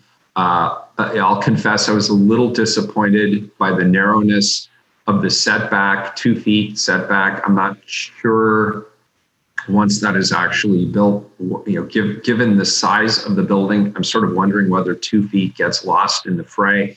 The examples that were provided included other buildings like the Gregory, which has a very pronounced setback. In fact, on the east side of the Gregory, I bet it's at least, I won't bet because this is a hearing, but it is substantially more than 50 feet. I'll say that, and I'm 100% confident that I'm right. So that was an issue that concerned me. I was wondering also, and Lauren, let me know if this is a legitimate question. After we heard substantial testimony, has there been any attempt for the architect or the proponents of the building to meet with some of those who had suggested alternatives to see if there was any compromise that could help move this through? Mayor, I am not aware of any meetings or alternatives proposed. I will say that the applicant has indicated that if council is determining that the proposal does not comply with the guidelines, that they believe a remand to the Design Commission is an available and appropriate alternative. So they have not suggested alternatives, but they have indicated in their testimony that they would be open to that. I'm sorry, and that is the proponent of the project would be open to that? Yes, the applicant. Both the appellants, the appellants made a case for that as well during the hearing and said that remand is appropriate. The applicants did indicate in their testimony that that could be warranted if council finds that the project does not meet the guidelines in lieu of.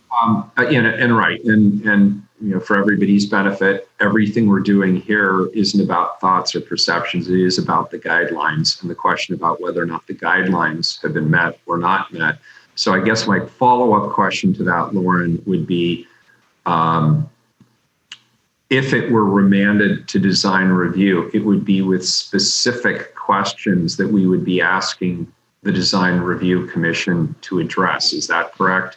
I think that both staff and the Design Commission would want that kind of direction. And I've been taking notes of some of the guidelines I've heard council speak to.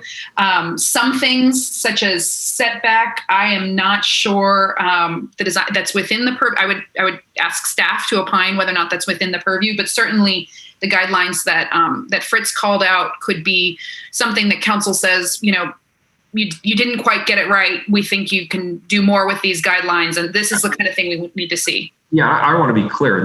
I'm in no way criticizing the Design Review Commission. I think they actually did really good work on this. That the question is there a way to improve or potentially clarify some aspects of this project? And by the way, I appreciate that this project is coming forward at this particular time. You know, that's something of an aside. I'm glad, so let's just make sure we get it right. That's all. Commissioner Ryan's been very patient and has had his hand raised. So Ryan, Udaley, then Hardesty. Thank you, Mr. Mayor. I do feel a little confined and flying blind right now in terms of this dialogue. And I want to say that my comments might be out of line in terms of the fact that the guidelines, we're talking about the guidelines, but I can't help to have eyeballs and perceptions as well. So I just need to speak to that. So my question, my colleagues can probably answer this. Was there a dialogue about a different location? I mean, I see this as a wonderful building, maybe in the West End or further north in the Pearl District, but it was hard for me not to, as I was trying to sleep last night, I actually thought about this more than anything. Where it's located was something that was just rattling in my head. And I'd like to know that that's a fair thing to say in a meeting like this. And I just don't know what kind of dialogue you've had since I came into the conversation at the 11th and a half hour. And I don't want to be that person that, totally throws everything off, but I also want to take care of my own integrity and just ask that question. So I'd like to hear from my colleagues if that was ever on the record in the dialogue of this process. I'll jump in on this, Commissioner Ryan. That was not part of the discussion that I recall, unless one of my colleagues recalls differently. This is a land use hearing, so it's somewhat of an unusual animal relative to other things the City Council does. This has been appealed after our commission has made a decision. It appeals directly to the City Council. The record is related to a very specific project on a very specific location. And therefore, we start with the question of does it fulfill the zoning requirements for that area? Then we get into the design review elements and requirements for that area. So it is fairly prescribed in that regard to this particular project in this particular location. I want to also acknowledge that Lauren King and Art Graves and the collective team from the city did an amazing job yesterday to give me concise, helpful information. So this has nothing to do with how appreciative I am of our time yesterday on the phone. I just had this reflective thoughts after receiving that information and had to ask that question. So thank you. I'll continue to reflect. Thanks, Commissioner. Commissioner Udaley. Thank you, Mayor. I just want to weigh in on the kind of transportation related issues and let my colleagues know that it is not the opinion that this development will create undue demand on the existing infrastructure. We have what we need in the central city. I mean, that's allowed within the comp plan. So that is not a concern of mine, nor are the sidewalks. Bicycle parking, I think that was resolved. I'm just running down the list of appeal issues. We are not concerned with an impact to the Flanders Bikeway project. And or the lack of on-site vehicle parking. Those are the main issues I want to speak to. And to Commissioner Ryan's question, because this is a formal land use hearing and it's really about whether or not this project meets certain standards and criteria, the location wouldn't be a topic of conversation. It has to be focused on this lot and this development and this permit and whether or not it reaches our criteria. Unlike my colleagues, I really don't share the concerns. Buildings have a life cycle. I don't think it's reasonable to, and there's a lot of subjectivity in these criteria that make me uncomfortable as far as wading into the minute details and whether or not the building reflects the current character of the neighborhood or not. My inclination on this one is to go with the decision of the design review committee. Thank you, Commissioner Daly. Art has a comment, then Commissioner Hardesty. So I just wanted to quickly mention a few things. Commissioner Hardesty, there are many mixed-use buildings in the area, so this isn't unique in that regard. The other thing is it is within the Design Commission's purview to regard setbacks in the same way that it is to regard height, and it's in their discretion to reduce those or expand the setbacks and so on. The other thing is, I think I mentioned this. I've mentioned this before, but I just wanted to kind of stress it again that just to remind the commission that within the guidelines, there is in the River District guideline A5-1-1, which specifically says adding buildings which diversify the architectural language and palette of materials. So as much as the guidelines can be met by replicating other buildings in terms of the materials, there isn't kind of a guideline that goes in the other direction on that and provides that. And it specifically points to the building that REI is in, which is predominantly glass and concrete. Thank you.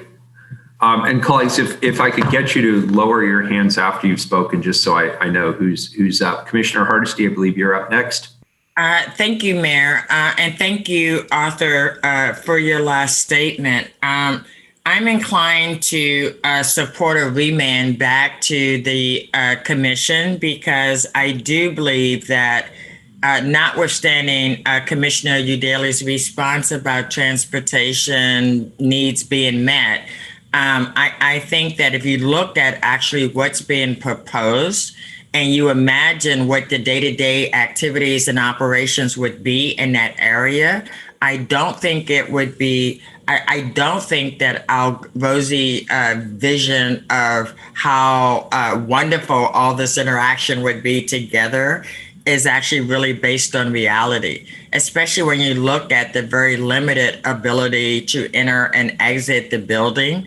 The fact that there are 4 public parking spaces on one side of the building and 2 on the other side of the building for a 160-room hotel and 120 residents who we all say won't have automobiles. However, we know that we've been told that before, and people have moved in with their 2 cars and their bicycle, and they've taken up all the on-street parking in other parts of the city. And so I actually think sending it back to the Design Commission and asking them to reevaluate. And I love Commissioner Fritz because of all her time serving on planning commissions, that she could just quote the actual exactly where to find the language. For me, it's about my gut and what I think based on how people travel in the city of Portland. For me, I would be very comfortable sending this back to the Design Commission and providing that specific information as per what Commissioner Fritz, I don't know where that came from, but Commissioner Fritz put on the table. And I think the fact that the what's allowed seems to be inconsistent. In one way, we say it needs to, blend in, reflect, be a part of what exists. And then on the other hand, we're saying it's okay that we do things that are totally out of character with the neighborhood itself. I think that those are two mutually exclusive rules, and I don't blame the applicants for being confused, or the folks who filed the challenge, because clearly all of us could go to the rules and point to words that actually support our perspective. I think that this is an opportunity for us to provide clarity, because I got to tell you, once you build a 25-story building, it's going to be there for a very, very, very long time. And so that's where I'm leaning at the moment. I appreciate the time and effort that all my colleagues and the public have put into providing their best case for why this is a good project or why it's not a good project. But that's where I'm leaning at the moment. Thank you, Commissioner. We'll go to Art Graves and then Commissioner Udaly. And so again, I just want to put this back in, that this is a really unique project in that it's on a quarter block, and it's wrestling with all of the demands of a building. Mayor Wheeler, you mentioned the Gregory, and that's a full block site where, this is accomplishing a lot on a quarter block. The Gregory, for instance, doesn't have awnings, doesn't have canopies. This project does. But regardless, there's a lot of program in this project. The other thing is just to remind everyone that this was taking advantage of new code.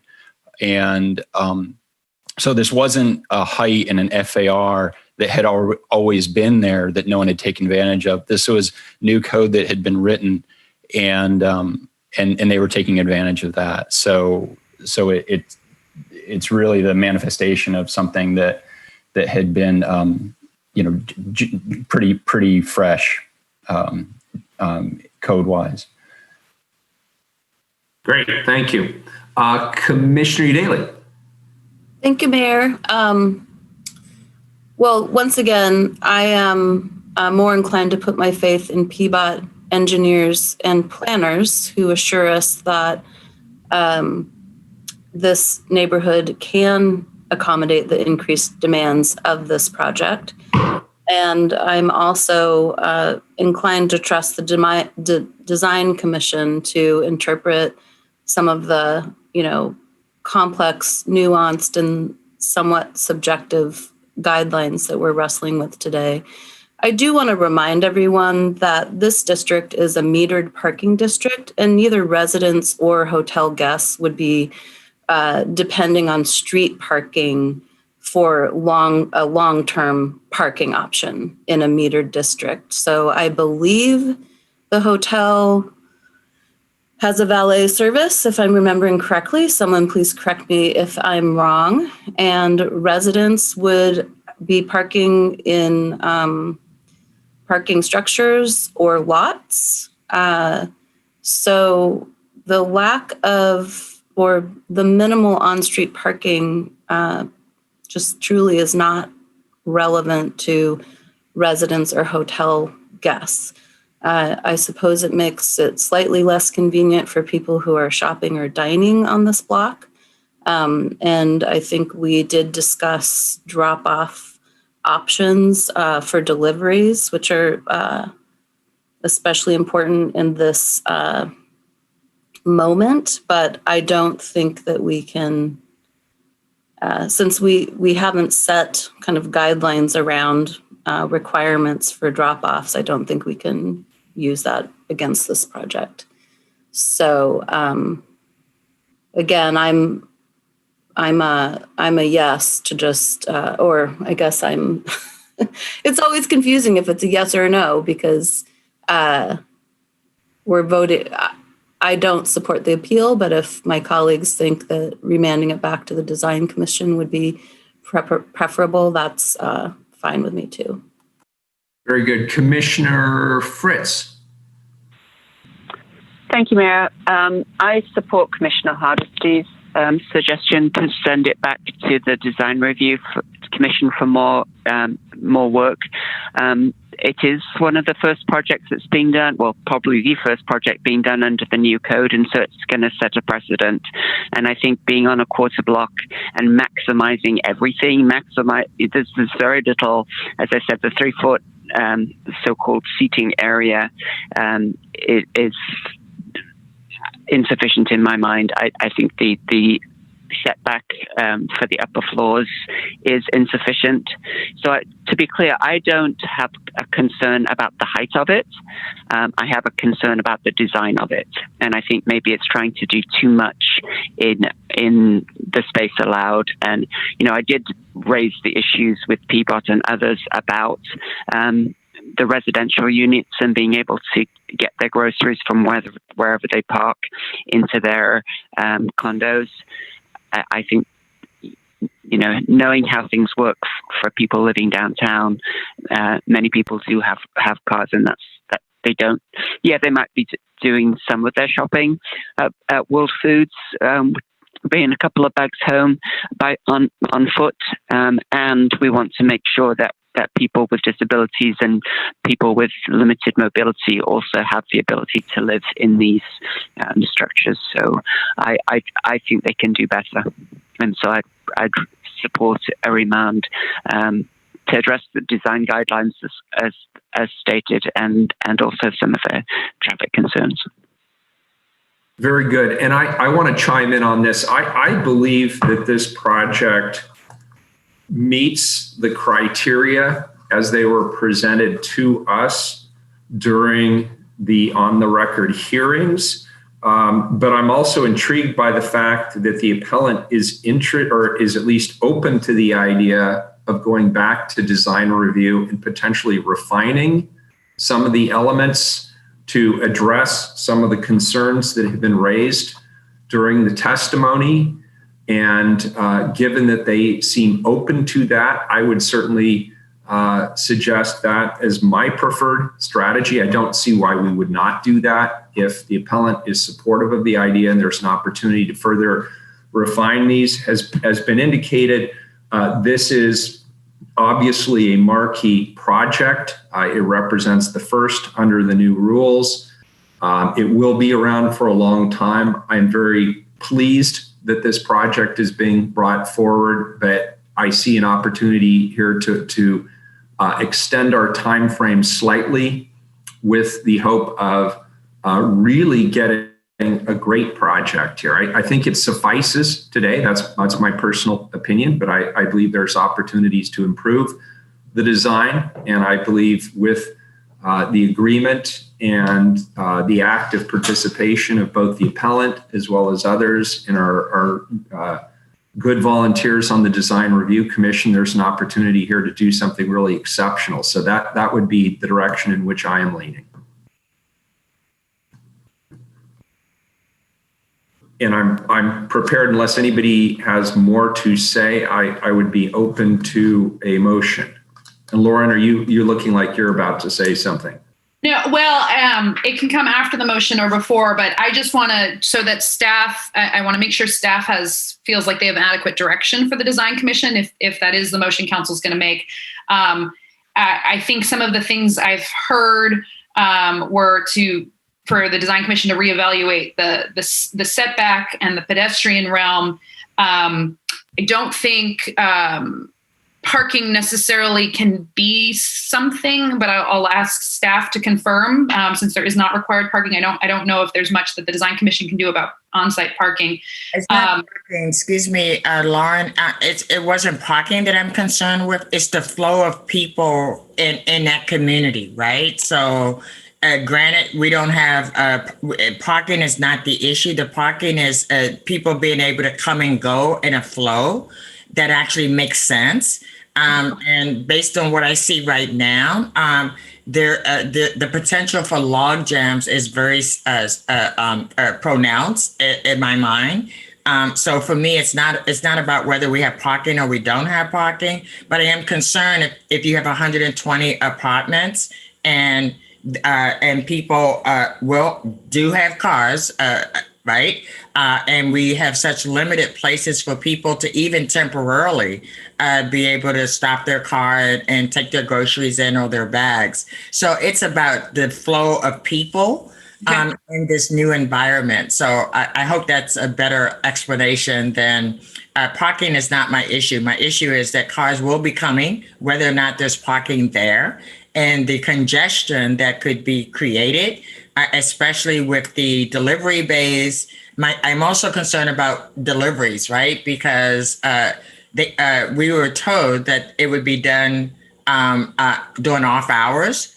And so does that mean that we're going to be creating noise pollution for people who live and are recreating in the area as compared to we're going to be exacerbating noise pollution in the area because we'll have trucks backing up and unloading during off hours?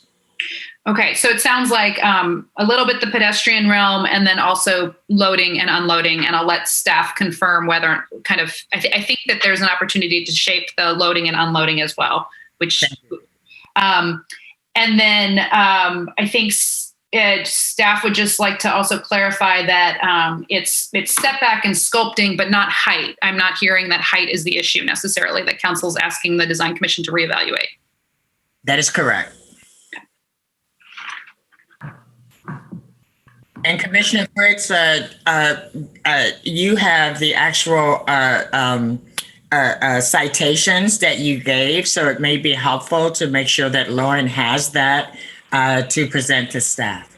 Yeah, I wrote them down, and all this is recorded, so we've got it. Thank you. Okay, so I can certainly send them. I did not address the issues that you raised, Commissioner Hardesty, and I'm sure that Lauren can find the applicable design guidelines. You were very kind in saying that I knew them all from being on the Planning Commission, but A, that was 20 years ago, and B, they're a bit difficult. They're very detailed and they're very district based, which is, part of my concern is that, as Commissioner Ryan suggested, this hotel could be better elsewhere. It doesn't relate to the Pearl District.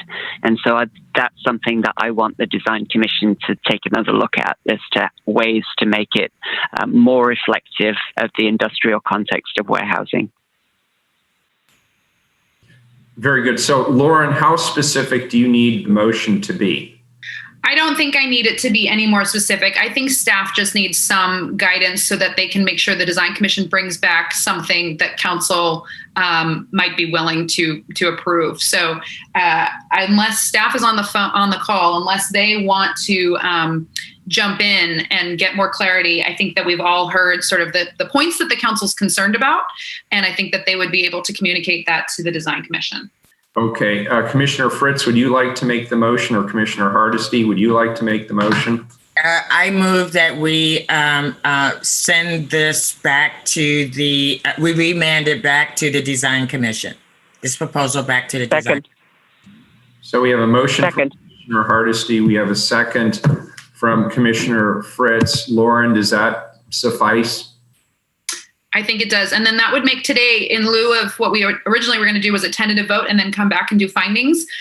Since this is a interlocutory decision and we're sending it back, it will just be, you can take this vote today and it will go back to the Design Commission. Staff will start working on that. Very good. Any further discussion, Commissioner Daly? I think your hand is up, but I believe that's from earlier.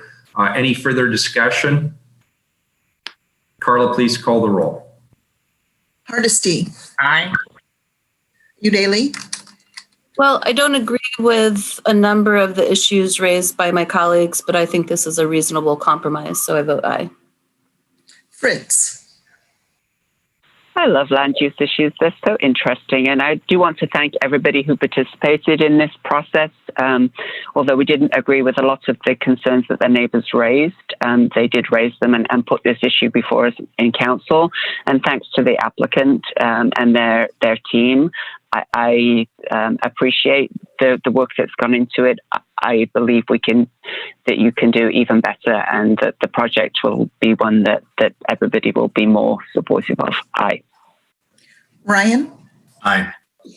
Wheeler. Well, as I said, I believe this project largely meets the criteria. I appreciate all of the testimony we received, suggestions that we received. I appreciate that the proponents of the project are willing to take this back to design review to potentially work on some of these finer points that have been raised in testimony.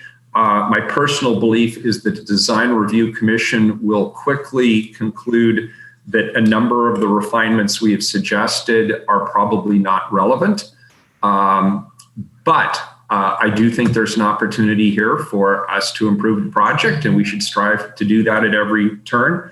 Particularly with the acquiescence of the proponents. I vote aye, and the motion is approved. Thank you all. Colleagues, can we please take a 5-minute break? We're in recess for 5 minutes.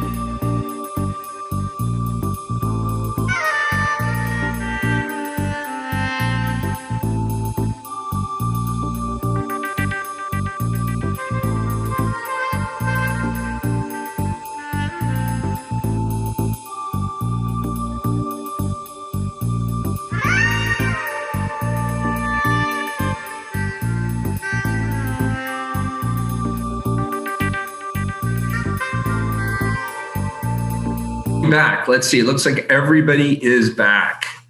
I see everybody's smiling faces. We're ready to go on the regular agenda, Carla. First item, 725.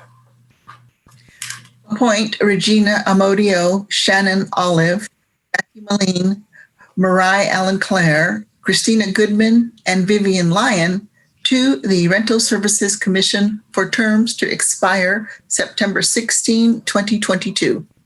Very good. This is exciting. We have Kim McCarty here to run us through this. Welcome. Thank you. Good morning, commissioners. I'm Kim McCarty, Rental Services Manager at the Portland Housing Bureau. Today, I'm presenting to you the Rental Services Commission has 6 vacancies. Our appointees today bring invaluable expertise to the housing conversation. As background, the commission is comprised of 13 appointed members representing different aspects of the landlord-tenant relationship. Our current members include Katrina Holland of Join, Christian Bryant from IRC Enterprises, Ian Davey from Home Forward, Christina Dirks from Legal Aid Services of Oregon, Mike Nuss from Rare Bird Acquisitions, Laura Golino de Lovato from Northwest Pilot Project, and Alan Hines from Real Choice Initiative. Today, we're introducing our new appointees, Regina Amadeo from REACH, Shannon Olive, President of Women First Transition and Referral Center, Matthew Maline, attorney with a housing authority experience, Mariah Ellen Clare, a tenant advocate, Christina Goodman from the housing director for New Avenues for Youth, and Vivian Lyon, legal professional representing tenants. Their perspective, skills, and personal experience will strengthen the work of the Rental Services Commission and the Housing Bureau. I will briefly introduce each applicant and ask each of the new Rental Services Commissioners to offer brief comments. So first, Regina Amadeo joins RSC with over 10 years of affordable housing experience in the Portland metro area, including permanent supportive housing, Section 8, and tax credit programs. She understands the challenges of balancing regulatory requirements with trauma-informed and low-barrier approaches to housing access. She works at REACH CDC as a manager of compliance, overseeing the compliance functions of over 2,000 units of affordable housing. Please welcome Regina. And Regina, if you could just give us some brief comments. Yeah. Hello, Mayor Wheeler and Council. It's really an honor to be able to serve on the Rental Services Commission. I've been interested in serving on the commission for quite some time. As Kim mentioned, I've been in the affordable housing community in Portland for over 10 years, previously at Central City Concern, and now at REACH Community Development. I currently oversee the regulatory compliance of over 2,000 units and growing of both affordable and low barrier housing. My experience, in addition to tax credit and permanent supportive housing, includes HUD, Section 8, and local and culturally specific programs and community partnerships, as well as writing screening criteria and policies, and demographic reporting and community outreach. I participated in the FAIR beta testing and have been an advocate for creative and equitable solutions to ending the housing crisis in our region. I do understand the challenges of balancing regulatory requirements and landlord-tenant law and trauma-informed and low-barrier approaches to housing access. I believe in housing as a human right, and I think that Portland has come so far and so much farther than so many other cities, and I'm really proud and honored to have been in this kind of business for so long and to have made so many great partnerships. And I really look forward to being able to contribute to the Rental Services Commission.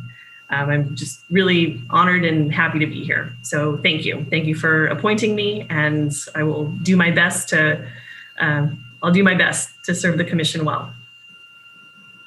Thank you very much. We're so grateful for your service, and this is a timely situation. So you're coming in right as the community needs your support more than ever. So thank you for that. Thank you. Thank you. Next is Shannon Olive. Shannon is the founder and president of Women's First Transition and Referral Center, working to serve women in reentry and recovery support. Shannon has experience organizing and advocating for low-income communities of color with OPAL and environmental justice groups.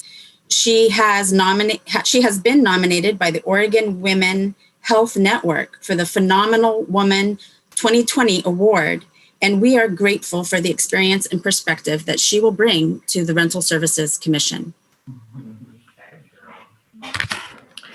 Good morning, everyone. Morning. Hopefully you guys can be able to hear me. My audio is a little out of whack, but my name is Shannon Olive, and I am born and raised here in Portland, Oregon, a long time community activist for about 16 plus years under the leadership of Commissioner Hardesty. When I got involved.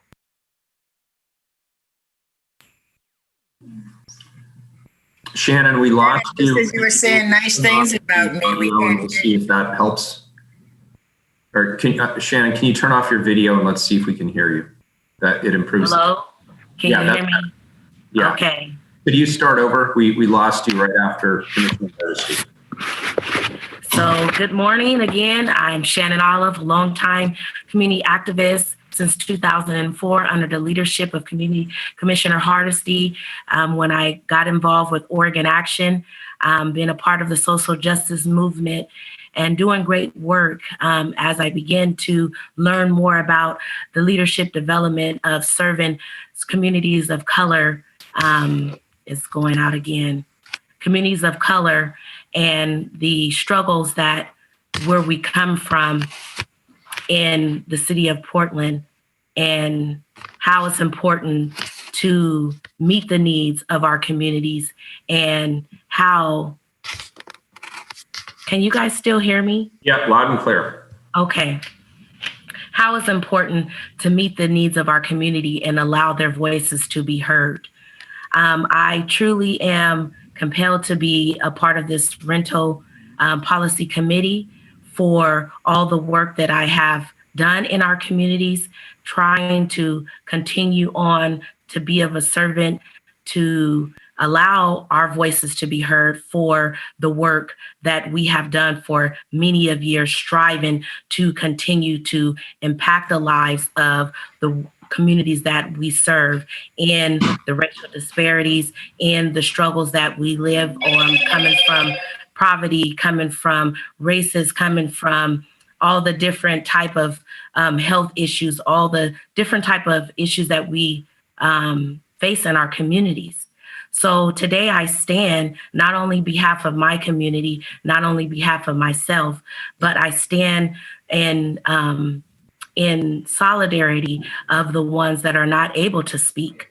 And I'm very excited to be able to say today I am the founder and the president of a new women's organization called Women's First Transition and Referral Center. And we work to serve women transitioning from prison, women in recovery from addiction, and women that's recovering from other trauma, to help them to overcome their obstacles so they too can also be successful and productive citizens of our society.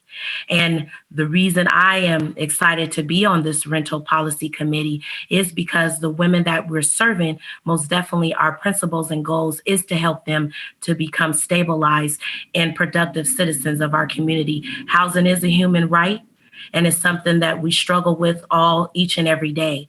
And so as we continue to work to serve with the women in our communities and the women within our organization, we are wanting to make sure that we address the issues around housing to continue to get them stabilized into their community so that they can be able to be productive, rebuild their lives.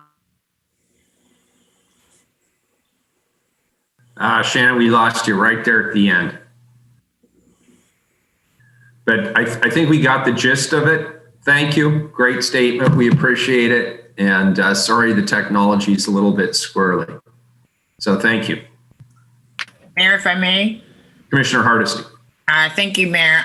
Thank you, Shannon. Lots of love to you, Shannon. I am so grateful that you're willing to serve on the rental commission, because your voice is one that is absolutely critical The women that you are working with are some of the women that are having the hardest time finding housing in our community because they are coming back from incarceration. I just wanted you to know, A, how proud I am of you, and B, how grateful I am that you're willing to volunteer some time to help us do this right. This is a critical commission, and it's critical that we have people on the commission that are fearless and using their voice to make sure that we understand what the impact of rent increases and exorbitant rents are having on regular working people in our community. So I thank you all, but I wanted to take a moment and show Shannon Olive some love because I've known her for a lot of years and she's grown into a very powerful organizer in our community. Thank you. Thank you.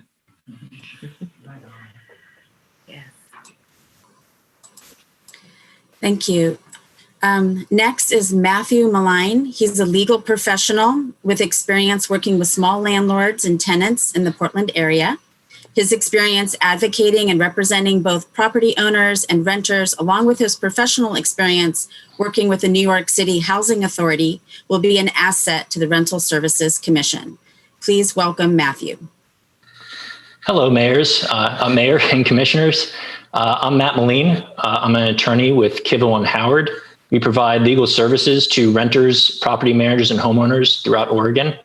And before moving to Portland, I represented low-income housing providers, individual tenants, and resident groups in New York City. I also volunteered as a guardian for disabled tenants in housing court.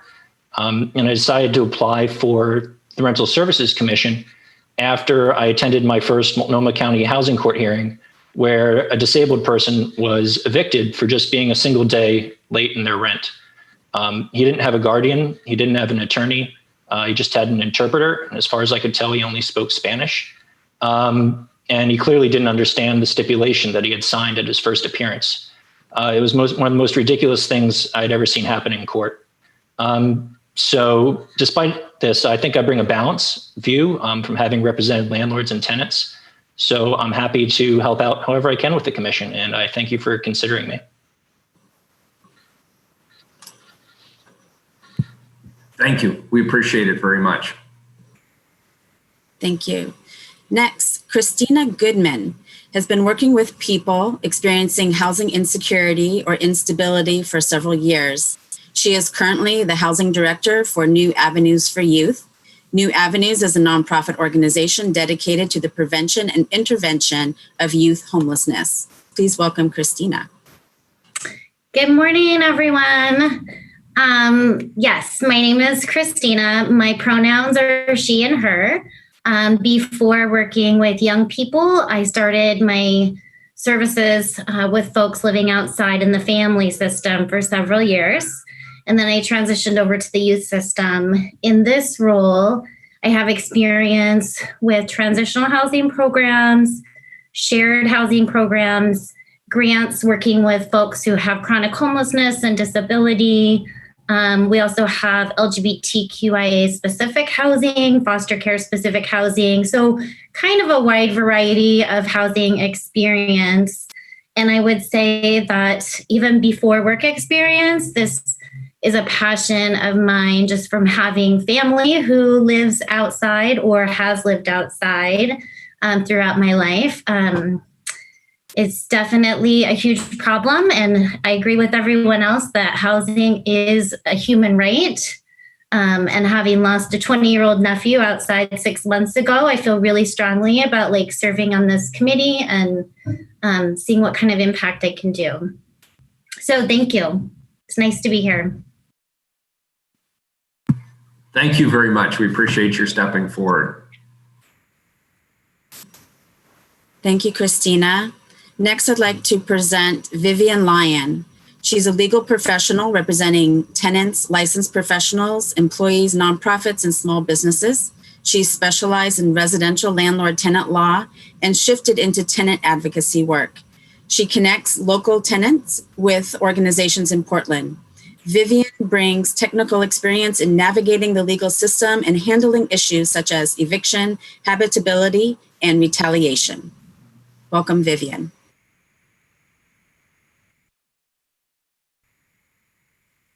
Thank you. My name is Vivian Lyon. My pronouns are she, her, or they, them. I've lived in Portland since 1999, and I've been a renter here for 21 years. I graduated Lewis and Clark Law School. Issues. Go ahead. I'm sorry, can you hear me? Yeah, could others please mute? There's a conversation going on in the background. Okay, I've lived in Portland since 1999. I've been a renter here for 21 years. I graduated Lewis and Clark Law School in 2004 and have represented tenants in Portland and the metro area since 2015. I applied to be a part of the Rental Services Commission because as a solo practitioner, tenants attorney, former legislative counsel, and current renter, I have skills and perspectives that allow me to creatively envision new practical ways to protect the rights and interests of tenants. Thanks to the tireless efforts of tenant activists and advocates in recent years, the local legal landscape has changed dramatically for tenants. However, there are still structural barriers to justice for tenants that I believe this commission can address productively to the benefit of the entire city. I am grateful for this opportunity to serve the citizens of Portland. Thank you. Thank you, Vivian. We appreciate it. Thank you for volunteering. Thank you. The last commissioner I'd like to present isn't here with us today, but she brings really important perspective as a renter. Marie-Hélène Claire has been a volunteer tenant advocate, organizer, and educator for 25 years. As a former landlord and longtime renter, she brings direct experience of being a low-income, disabled person of color. Mariah's interest lies in addressing the structural causes that are systemically forcing long-term stable renters out of their housing. Her community activism and direct experience is welcome in this commission. So, go ahead. All right, go ahead, Kim. Thank you, commissioners. Just as a final comment, this commission looks forward to advising city leadership as you bring forth policies that strengthen renter protections, the rental housing affordability and supply, and the rental housing market as a whole. I'm excited to present these candidates to you today and ask for your support in confirming their appointments. Thank you, Kim. Colleagues, For a motion, Mayor. Commissioner Hardesty. Thank you, Mayor. I move that we accept the list of appointees to the Rental Housing Commission as presented. Second. We have a motion from Commissioner Hardesty, a second from Commissioner Udaley. Any further discussions? Please call the roll, Carla. Hardesty? Aye. Udaley? Oh, I was expecting some comments, caught me off guard with that. My apologies, just a moment. First, I want to just thank everyone that we met today for their willingness to serve the city. I know some of you and some of you are new to me. Just a moment. So many emails since I got my council packet. I also want to note that we are in the midst of a 10-year plus long rent crisis that has really been brewing for decades. And while tenant protections aren't the only solution needed, they are critical.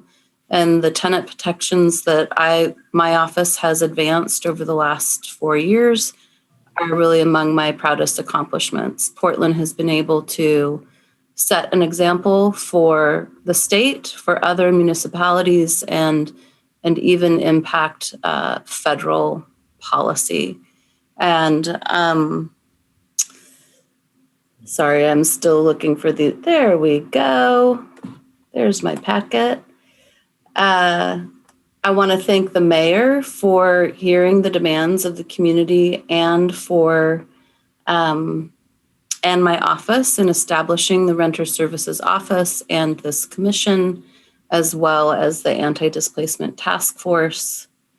and acknowledge that the Commission's feedback on the fair access and rental services policies my team developed was absolutely critical. And I look forward to working with all of you in the future.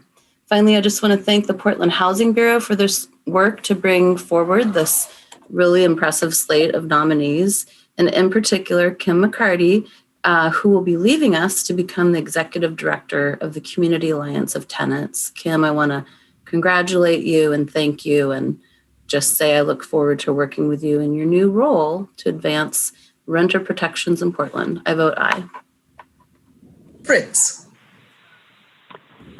Yes, thank you to Kim, and I greatly respect the Community Alliance of Tenants. I'm glad you're going to be working with them. Thank you, everybody who came here today. My goodness, what an impressive cohort that you have recruited and appointed for this very important commission.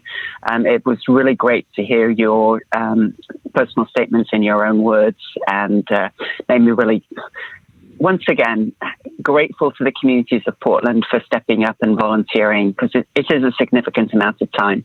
So thanks to not only Kim, but also Matthew and Shannon and the entire Housing Bureau that helps to support this work, which of course is crucial.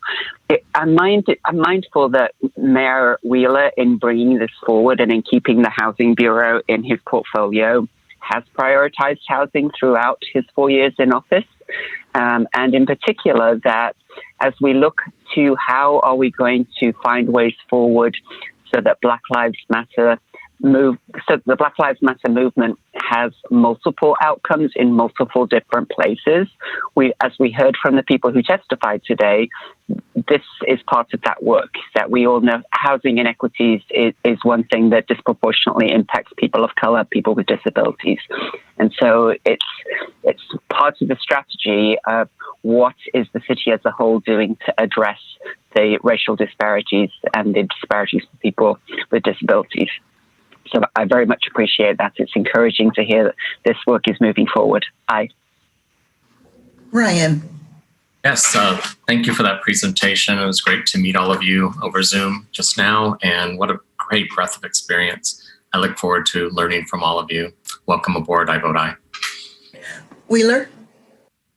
Great group, great slate of appointees. Thank you, Kim, for your hard work on this. Thank you, everybody who's volunteering for this commission. I know these are thorny issues. They are controversial issues at this particular juncture.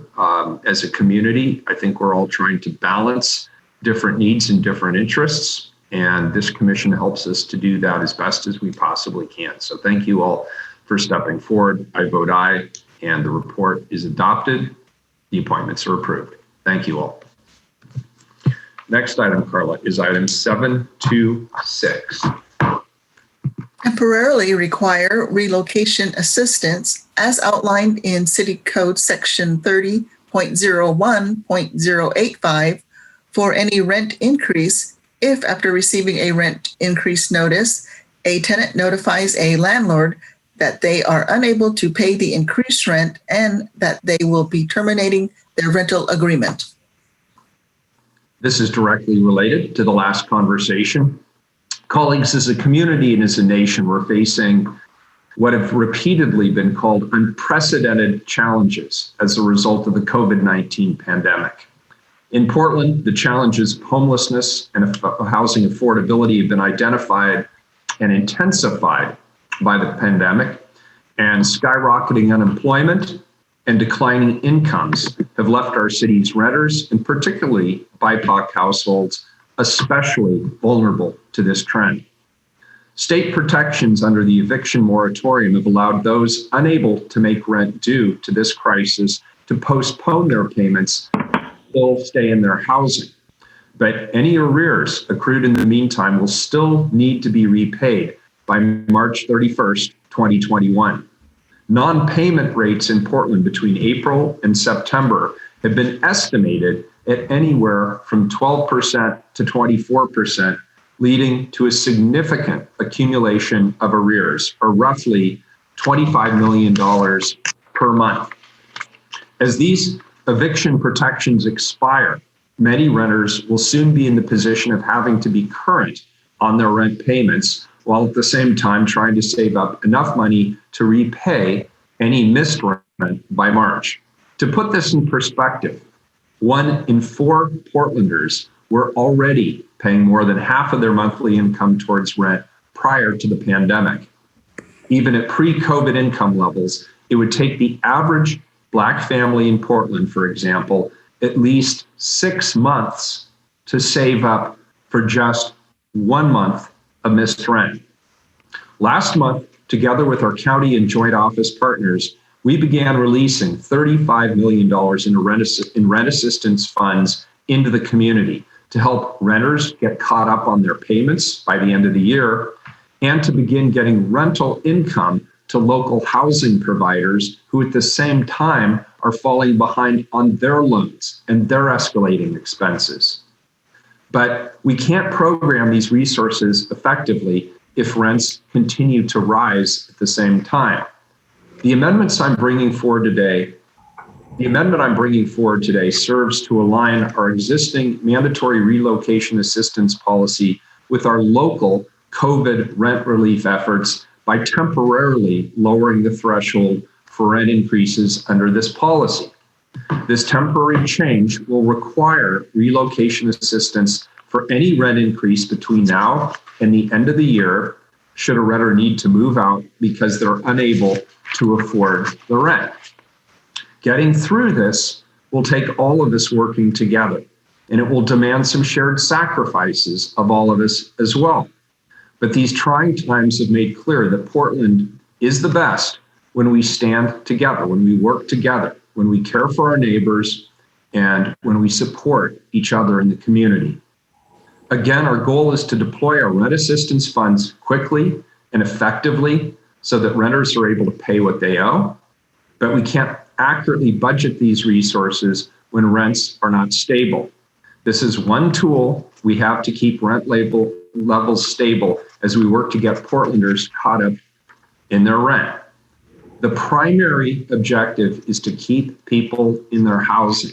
We all understand that the homeless crisis in this community, and indeed up and down the West Coast, is a humanitarian crisis, and it's going to require an all hands on deck approach to solve it. I also want to highlight that I understand the hardships that this puts on local building owners and landlords. We cannot ignore that reality. Local building owners and landlords have expenditures they have to meet too, and that includes their own mortgages. This, I believe, will better align with federal guidance around mortgage abeyance. This aligns with the work we've already done to push resources out, not only in terms of rent assistance, but also support the ability of landlords to earn revenue and be able to pay their bills. This city council, through the Emergency Act that we put into place through Prosper Portland, enables building owners and landlords to be able to apply for those hardship dollars. And we, of course, continue to advocate at the state and the federal level for more support, not only for tenants to keep them in their housing, but also our local building owners and operators. And I will express that I understand the hydraulics of this market. I do not want to lose our local building owners and landlords. And if they are unable to meet their expenses or pay their mortgages, they will be forced to sell their buildings. And if they sell their buildings, those buildings will be purchased by sovereign wealth funds, insurance trusts, and New York-based private equity firms. How can I say that with confidence? I can say it because that's what happened in 2008, 2009, and 2010. So I'm asking my colleagues to support this emergency provision now. It's in effect till the end of the year, this year, but we also have to call on our state and our federal partners to do more to prevent a complete upending of the local real estate market. There's no easy pat answers here. This is a complex issue. Everybody's putting a little bit of skin in the game. And This will preface a conversation I think we're going to have as part of this. I think the city of Portland also needs to do more in terms of reducing cost escalation, both for tenants and for landlords. So I'll stop there. We will turn this over to staff. And it looks like, Matt, are you first up, or is it Shannon? No, thank you, Mayor. So for the record, Matthew Schaubold with the Portland Housing Bureau. And just to give everyone a refresher on the city's current relocation assistance policy, and I know we have a new commissioner, Commissioner Ryan. It's good to work with you.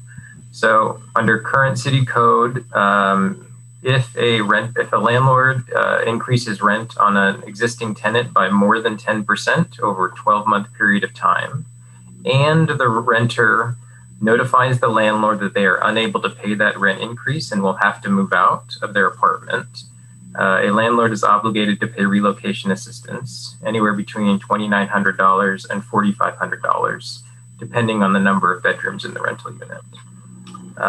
The City Council, when it adopted this policy, included 12 exemptions to try and identify situations and circumstances where there may be a unreasonable burden on a housing provider or a housing situation. Many of those exemptions are, for instance, a landlord that rents out a bedroom in their own home, or rents out the other part of a duplex or an ADU, or is temporarily renting out their primary residence. There's 12 exemptions in all. I won't go through all of them. These exemptions will still apply under this temporary policy. This is only temporarily lowering that threshold of 10% to any rent increase for September 1st through January 1st. There is a retroactive component in the ordinance that applies back to September 1st. And there's a provision in the ordinance that says that a housing provider can rescind a rent increase for September 1st after hearing about this ordinance in order to not be under the obligation to pay relocation assistance. So with that, I'm happy to answer any questions on the existing structure of the city's relocation assistance policy or this particular temporary adjustment. Commissioner Udaly. Thank you, Mayor. Matt, to be clear, with the current timeline in this ordinance, renters could start receiving rent increase notices in approximately 3 weeks, and those would go into effect in January. Is that correct? That's correct. The City of Portland requires 90 days notice for any rent increase. And so for a landlord to increase rent in January, they would have to start providing notice now or into October. Okay. So colleagues, I'd like to introduce an amendment, and I would appreciate a second for the sake of discussion. This amendment went out in the Tuesday memo, and the mayor is aware of it. I have reviewed multiple ways to address this challenge, and I still think that this amendment is our best, is the best solution. First, I just want to thank the mayor for bringing this item forward. I'm very disappointed in that the legislature couldn't find their way to calling a statewide rent freeze in the midst of this multifaceted crisis we find ourselves in. And of course, I'm very frustrated by the inaction at the federal level because we simply do not have the resources to address the need in our community. And I share the mayor's grave concerns that a wave of evictions and foreclosures would be terrible for our city. We know that big investments firms are waiting with bated breath and billions of dollars to buy up even more of our rental properties. And I'm committed to doing anything that I can to prevent that. And I also want to acknowledge that it's not just renters who are struggling in this moment, it is property owners, and I'm fighting for both. I don't want anyone to lose their housing, whether they're renting it or whether they own it. I talked to a constituent who is a kind of small-ish landlord, 60, 70 units. He's actually doing really well with no vacancies and low move outs, working with his tenants who are struggling to pay rent in this moment, and certainly not raising rent on his tenants. We have to recognize that we are all in this together. Landlords, tenants, business owners, employees, we have got to all do our part to keep our community stable and safe. So that's what this item is really about for me. So I'm going to go into the amendment. Currently, as written, the ordinance only covers rent increases that go into effect between September 1 and January 1. Since rent increases must be sent out 90 days before going into effect, a household that receives a rent increase 3 weeks from today would no longer be eligible to receive relocation assistance. This amendment will extend the timeline to protect households that receive rent increases for the duration of the city's COVID state of emergency. When we passed relocation assistance during my first month in office, we wanted to slow down unnecessary displacement and ensure that displaced renters were financially compensated for relocation costs they incurred through no fault of their own. We knew that renters were struggling in 2017, and we know that the COVID crisis has exacerbated renters' financial strain. If a Portland renter receives a rent increase next month and decides to move because they cannot pay more money in rent, this ordinance, as written, will not help them. The current plan to address this is to revisit this ordinance in a couple of months and possibly extend it then. But by then, untold number of tenants will already have been displaced without relocation assistance. And I believe renters deserve and need more certainty than this in this moment. The findings in the ordinance are clear. Renters and already vulnerable population are struggling financially. They will still be struggling 3 to 4 weeks from now when this protection will no longer apply to their rent increase. Any changes to relocation assistance needs to center renters and their needs. It's inexcusable for us to allow any additional households to receive a rent increase during COVID without receiving relocation assistance if they cannot absorb the cost of the rent increase.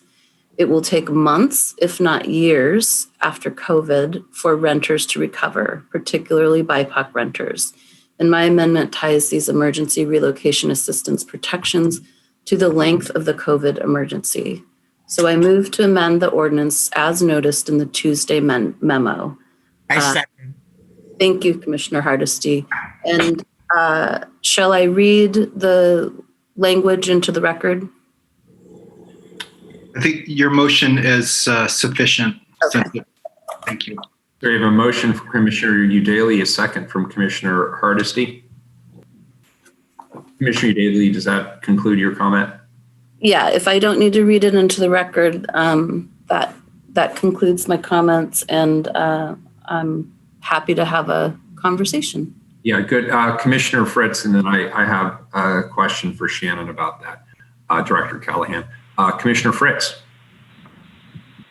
Thank you, Mayor. I have some questions about the retroactivity regarding going back to the beginning of September. So if the landlord has already noticed the rent increase and the tenant didn't ask to move, does the landlord have to rescind and repay the rent increase even if the tenant was or is fine with paying it? No, if the renter does not notify the landlord that they have to relocate and need relocation assistance, then the landlord does not have to repay or rescind a rent increase. Thank you. And so this ordinance actually doesn't prohibit rent increases of up to 10%, is that correct? That's correct. So if tenants are still employed and able to pay and don't want to move, that can help the landlord who's having to pay increased maintenance costs and perhaps not getting the the forbearance on mortgages. Is that correct? That's correct, Commissioner. And is there any requirement that the tenant who asks to move has to have been impacted by COVID? There is no requirement around being impacted by COVID in the ordinance. Was there any consideration to that? I think the framework we approach the ordinance is a similar framework to the state moratorium on evictions, which is that a burden of proof can be very difficult, particularly in a socially distanced environment, which is why it was not included in the recommended ordinance. And have you talked with property owners regarding the range of what they're experiencing from the banks? One of the folks who was in contact with me said that they're required to pay all of their deferred mortgage payments immediately at a certain point in time. Is that a common thing? We haven't specifically talked with housing providers about what feedback they're getting from the banks. I will say that under the state provisions, housing providers are able to defer their mortgage payments to the back end of the mortgage if they can't reach an otherwise mutually agreeable solution. And so I would be curious to get some more information on that specific example, Commissioner. Yeah, they're telling me that they don't defer it till the end of the mortgage repayment period, that they're going to be required to pay it as soon as the COVID emergency is over. I can't speak to what the bank is saying. That may be the request the bank is making, but there are more options for somebody who has deferred mortgage payments under state protections, and I'd be happy to follow up with whoever you've been talking with, Commissioner. Thank you. I'll send it to them. What engagement have you had from property owners in bringing this forward? We drafted this proposal with the mayor's office as a part of the package of protections and stabilization efforts that he announced a couple of weeks ago. And since the proposal was announced, we have shared it with housing providers, and there have been some concerns raised, as you would imagine. But the proposal was initiated with the Housing Bureau and the mayor's office staff. And does the Housing Bureau or does the city have any kinds of programs to assist property owners, not necessarily with their mortgage, but with things like property maintenance? I received again an email from a property owner who had to pay double for a plumber to come out and fix a toilet because of COVID. People don't want to come inside, and plus they're in short demand. So do we have anything to assist less affluent property owners with maintenance that their tenants need? We don't have a specific program. The city doesn't have a specific program to financially support property owners, but both, as the mayor mentioned, both through Prosper Portland and through the Housing Bureau, the city has deployed business assistance and a household cash assistance, which could be used to help stabilize somebody's business costs. But there's not a program specifically for housing providers. In the program with the COVID relief, is there any criteria for who gets it? Because of course we know that even with 35 million, not everybody's going to be able to get help with their rent. Is there anything in the criteria to direct it to not only renters who are people of color, but also to property owners who are people of color and or low income? The rent assistance program is targeted through community partnerships at the renters who are disproportionately impacted by the COVID crisis, which is the BIPOC community and BIPOC renters. There is not a provision that similarly targets the assistance at BIPOC landlords who are housing BIPOC renters. I think that's a gap in our community engagement and in getting advice from people who are also, as was mentioned, severely impacted by COVID and disadvantaged. So I would recommend that you look into doing that moving forward. Thank you. Those are my questions. Thank you, Commissioner. Very good. Commissioner Daly, did you have your hand up again? Yeah, thank you, Mayor. I just wanted to address a couple of the issues that came up from Commissioner Fritz. I wouldn't support this strictly being tied to renters who are COVID impacted, because we know that 50% of our renters are already cost burdened and half of them are spending over 50% of their rent. So a rent increase of any level to those already cost burdened renters, whether they're COVID impacted or not, puts them at a risk of further cost burdening and displacement during this crisis, where it's just really critical to keep people housed. And I absolutely agree that relief for landlords is inadequate, but we don't have the resources to do that. You mentioned a gap. This is absolutely a stopgap measure because there are gaping chasms of need that we really need our state and federal partners to act on. So I just want to absolutely recognize that this in and of itself isn't enough, but we are limited as to what we can do policy-wise as well as resource-wise on the local level. And I do think that this is a smart intervention to just continue to stabilize renters, but we have to continue advocating for landlords relief with our state and federal partners. Thank you. Very good. Thank you. Shannon, can I ask you a couple of questions, please? I want to start with a question about the amendment that Commissioner Udaley put on the table.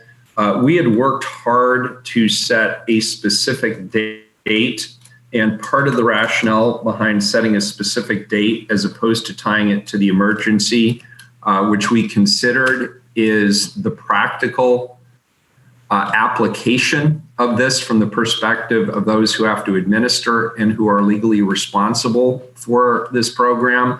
That burden largely falls on the part of the landlords and the building owners.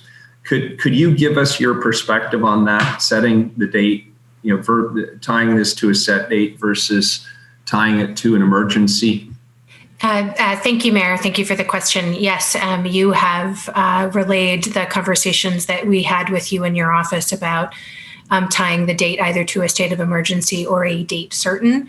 While I wholly defer to Council on the date that they wish to set, it is our recommendation from the Housing Bureau that a date certain is easier from an administration standpoint, both for landlords and for tenants. And so it would be our preference that Council were to set a date that was not tied to an amorphous date that we were unable to easily relay. As you know, your emergency powers, I think, only last for at certain lengths of time.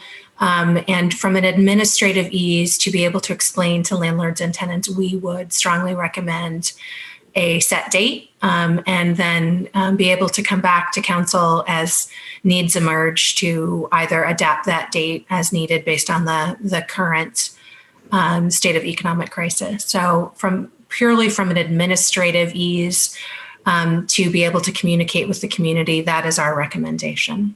Yeah, and I want to be clear, I support that recommendation. Second of all, I want to be really clear with people. We have an estimated deferred payment of rent by, I believe it's October 5th, of up to $125 million in this community. And Commissioner Udaley correctly points out that a large percentage of our population is already extremely rent burdened. And so I want to be really honest with people about what's coming. And what's coming, whether we pass this or not, what's coming despite the fact that we've put $35 million into rent assistance and we have another $12 million that is eligible for landlords to seek support.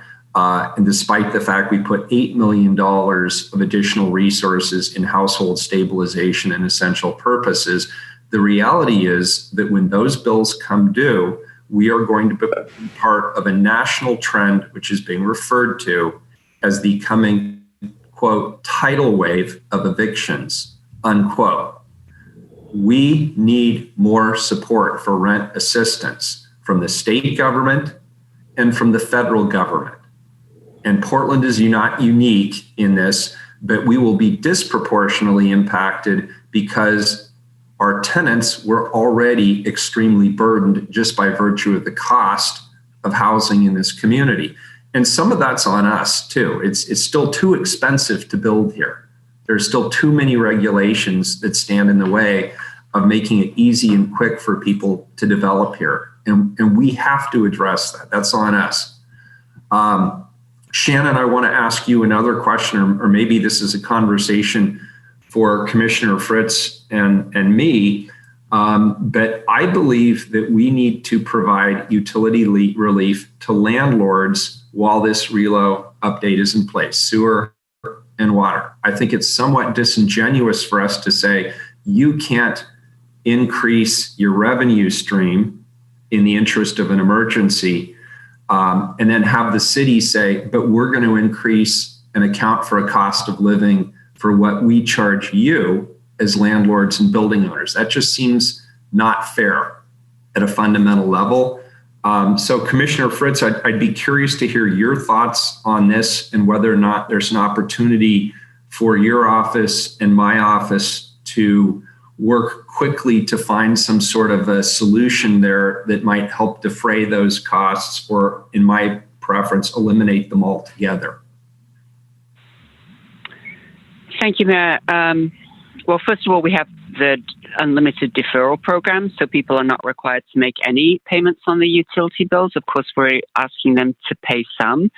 I have not yet received a full briefing on environmental services, but I know in the Water Bureau, they are already looking at losses of tens of millions. So I would, and we know, you and I, Mayor, led the small business program for utility relief of 1.6 million that got some assistance out to allow forgiveness of utility bills to about 500 mostly BIPOC folks. So that costs money. So the Water Bureau and Environmental Services are similarly not getting income. So yes, we can look at the program, and then you're looking, since they have to budget for the next 5 years to pay for the required projects that have to be done or are in progress. There's a very limited amount that they can do to not do those projects. And therefore, we have to factor it into the rates since there's no general fund support.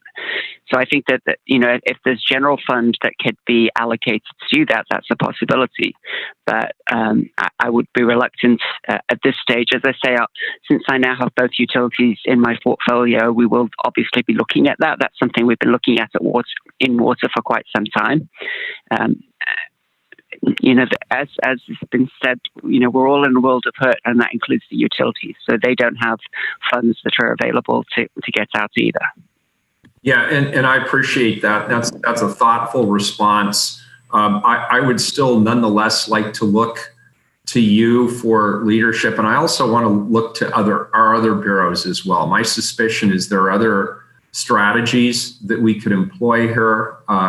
My concern is 5 years from now, I don't want to look back and say we eviscerated our local building ownership, because ultimately for the long term, I don't think that's healthy for this community. And I appreciate what you just said, and I'll look forward to extending this conversation with you on this side. There's something else. I'll think about it later after I get to Commissioner Fritz. You had a separate issue, then Commissioner Udaley, then Commissioner Hardesty.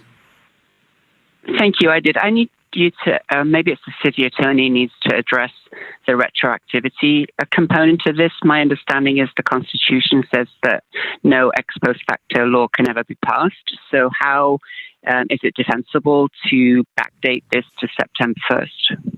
Adrian, you're on the line today. I am on the line. Can you hear me? Good morning. Yeah, loud and clear. All right, great. So when we looked at the retroactivity portion of this, this mirrors what was already done in the legal analysis that was put in previously when RELO was first initially passed. And while there's always some risk of passing a retroactive law, we do think that the time frame of September 1st and just backdating to basically this month to where tenants have not actually moved out at this point, that there is a pretty low risk involved with the retroactive date that was selected. Yeah, it just seems to me it would be tighter and safer if we were to do it as of today rather than backdating it till the beginning of the month. That just takes away one of the potential appeals. That would certainly lower the risk. Anytime that there is a retroactive law, there's always some risk involved, even if it's low risk. And so going with an effective date moving forward would reduce that risk.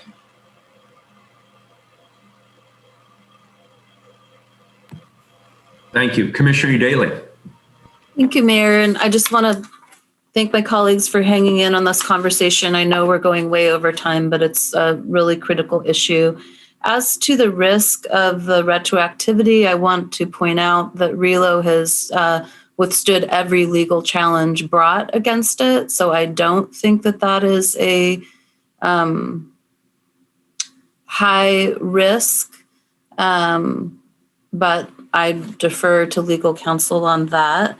I also want to say that I understand the date certain rationale that Commissioner Callahan shared with us, but as it stands, this act today by council will effectively only protect renters from rent increases for 3 weeks, and then they can begin getting them again. And then when we reconsider a couple months from now, which is what I've been told would happen, in the meantime, we'll have renters who are displaced without relocation assistance, and we'll be back in this position of having to take another retroactive action, which we all know is undesirable legally, apparently, but it's also undesirable for landlords and tenants.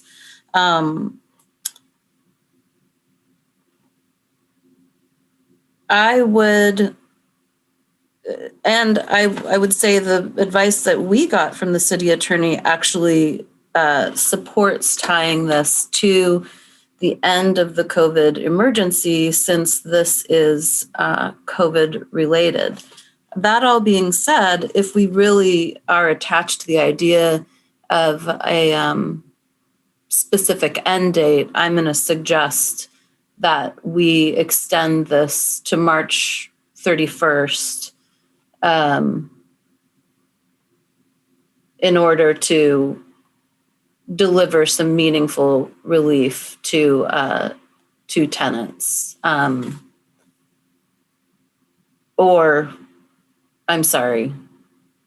The state has guaranteed renters until March 31st, 2021 to pay back rent owed through the state eviction moratorium. So extending this ordinance until July 1, 3 months after the state's grace period to repay rent, gives renters peace of mind through the state's guaranteed renter protections. So that's an alternative that I'd like to offer, that instead of protecting renters for 3 weeks and reconsidering this 2 months from now, we pick a date that's much more realistic, which is July 1. And if by some miracle we find ourselves through this crisis earlier than anticipated, then we can come back and lift the prohibition on, well, not prohibition, lift the RELO requirements from rent increases. So could I ask a follow-up question on that point? And maybe I'm asking Matt, or maybe I'm asking Director Callahan. So the council, as this is currently drafted, can come back and change those effective dates. Isn't that part of the strategy here, if necessary? Mayor, yes, that is indeed the case. You can come back at any time and change these dates. So it's not correct to say that this only provides 3 weeks of protection. It is correct. I'd like to hear from the housing director. I apologize for interjecting, Commissioner Udaly. I think, Mayor, what the point, and I do not mean to speak for Commissioner Udaly, but I think the point that she raised earlier is what she's trying to reference, is that based on the City of Portland's requirement that you have to give 90 days notice of a rent increase, that someone could be receiving a rent increase starting in January. So in terms of the unless the council changes the dates, which we have the right to do. Yes, Mayor. So I think the question is, frankly, between you and Commissioner Daly on an interpretation of that. But this does provide, as you introduce, protection until the end of this calendar year. Mayor, if I can, as it currently stands, we are effectively protecting renters from rent increases without relo assistance for 3 weeks. And I've been told we'll come back and reconsider in a couple of months. So that means that there will be gaps in this protection where tenants who cannot absorb a rent increase will be displaced and will not receive relo. So if we are attached to the fixed date, it makes a whole lot more sense to me that we pick a date in the future that is much more realistic. Given that we haven't reached bottom with this crisis yet, we can't build a bridge because we can't see the other side of the river. And that will give certainty to both landlords and tenants and allow us to come back and lift this relo requirement if we're out of the emergency sooner. I just don't understand why we would spend this amount of time to protect renters for 3 weeks from being displaced and then let who knows how many fall through the cracks while we come back again and reconsider the date. Why not pick a date further out and then we can lift the requirement when it's appropriate? Well, I'll just give my answer, and then maybe the housing director has, and then I'll get to you. I'd actually like to weigh in at some point, Mayor. Let me just respond to the immediate question. So part of this is drafting this so that it will be consistent with the foreclosure moratorium and some of the other protections that have been put in place. I'm trying not to get us off sync with those. Commissioner Hardesty. Thank you. I understand how emotions get raised around this issue, but I am in support of what Commissioner Udaly is proposing.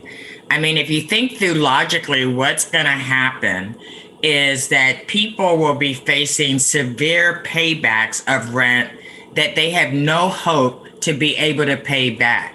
And what we're proposing is exacerbating that financial insecurity by giving people 3 weeks of protection. I just think that makes absolutely no sense, especially in the environment that we're operating in.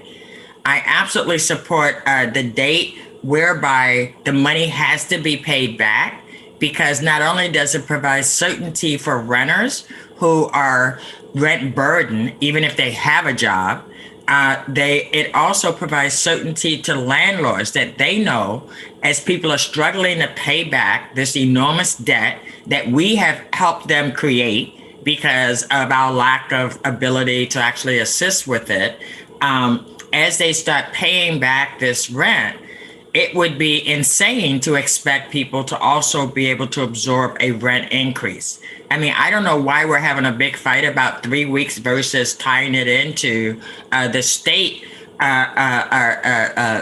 protections that have been put in place. They're very limited as they are.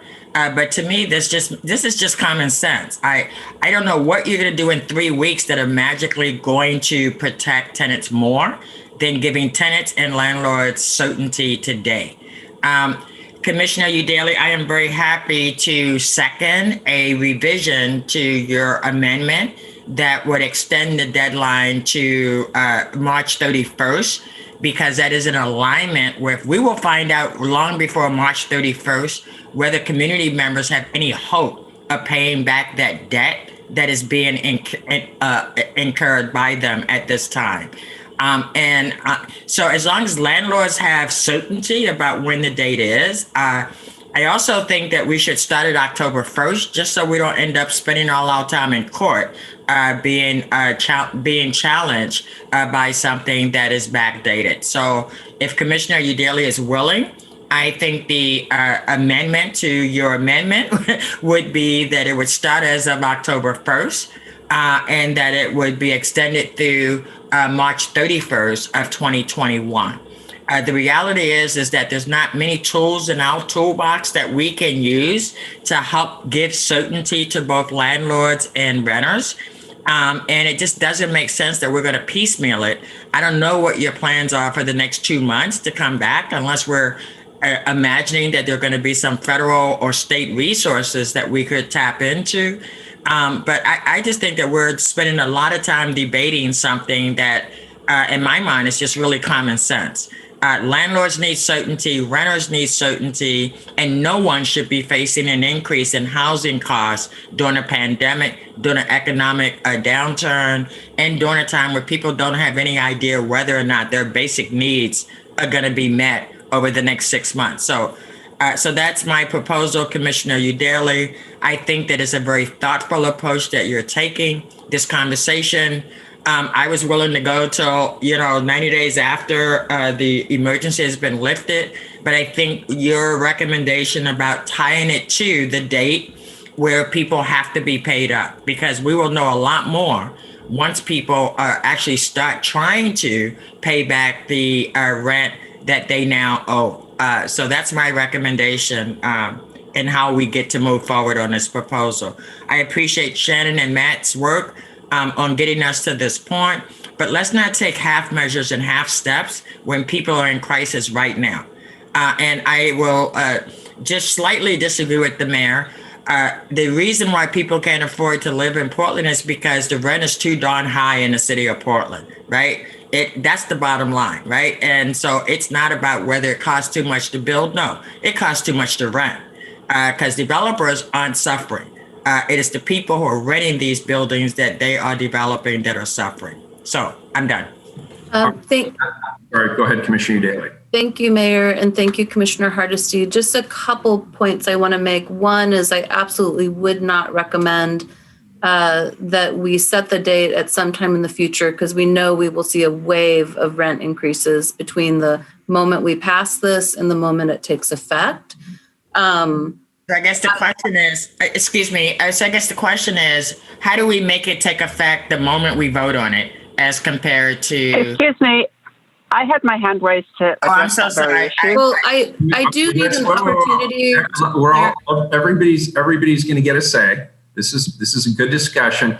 Let's let Commissioner Udaley speak. Then let's let Commissioner Fritz speak. And I will strictly stick to responding to Commissioner Hardesty. I will defer to the city attorney on the date that it takes effect, but I want to clarify that my alternative suggestion was extending the ordinance to July 1, which is 3 months after the state's grace period to repay rent, and would give renters some peace of mind and better ability to begin that repayment. So, or to absorb repayment and staying current on their rent. So my proposal is actually July 1, and I'm sorry for the confusion. Thank you. Commissioner Fritz. Thank you. It's an emergency ordinance, Commissioner Hardesty, so if we vote on it today, it goes into effect today. So there's no reason to put it out until October 1st. I like your compromise, though, of March 31st rather than July 1st, as in terms of a certain end date. The council in 2021 can extend it before if needs be, but times are changing, and I do think that landlords are suffering as many landlords are cost burdened as well. And so, as the mayor said, we don't want to be putting the local landlords out of business and into foreclosure or receivership or whatever in favor of the multinational corporations. So I would suggest that the compromise goes into effect immediately and expires March 31st. Thank you. Commissioner Hardesty. Mayor, my hand is no longer up. I apologize unless you wanted me to respond to Commissioner Fritz, which I will say that I'm comfortable with extending it to March 31st. I think it gives us enough time that we can get a sense for what the economic landscape will be, and we will have more than enough time to extend it if necessary. So if Commissioner Udaley would support extending it to March 31st, it sounds like we have other colleagues who would support it to that date as well. And then we will have ample opportunity to do other creative thinking so that we don't leave anyone unduly cost burdened by this action. Is that a yes, Commissioner Udaley? We can assume that that's a motion and a second for March. Yeah, I'll just say that while I still strongly believe that it should be set further into the future, July 1, which would then create more certainty and stability for landlords and tenants while allowing us to come back if it's the case that we're out of the emergency and just repeal this. If there's support on the council for March 31, that's certainly a big improvement over where we are now. It will extend relo protection for rent increases through the end of the year. And I would ask that we would reconsider this on an emergency basis before that time lapses to decide if March 31st is still adequate. And I just, for people who are listening, I want to emphasize that just like with the regular relo policy, landlords are still allowed to raise rent. It's just if they are cost burdening their renters to the point where they can't absorb the rent increase and have to move, they have to share in the cost of relocation. So this isn't a prohibition on rent increases. It is a requirement that if a landlord chooses to raise rent during this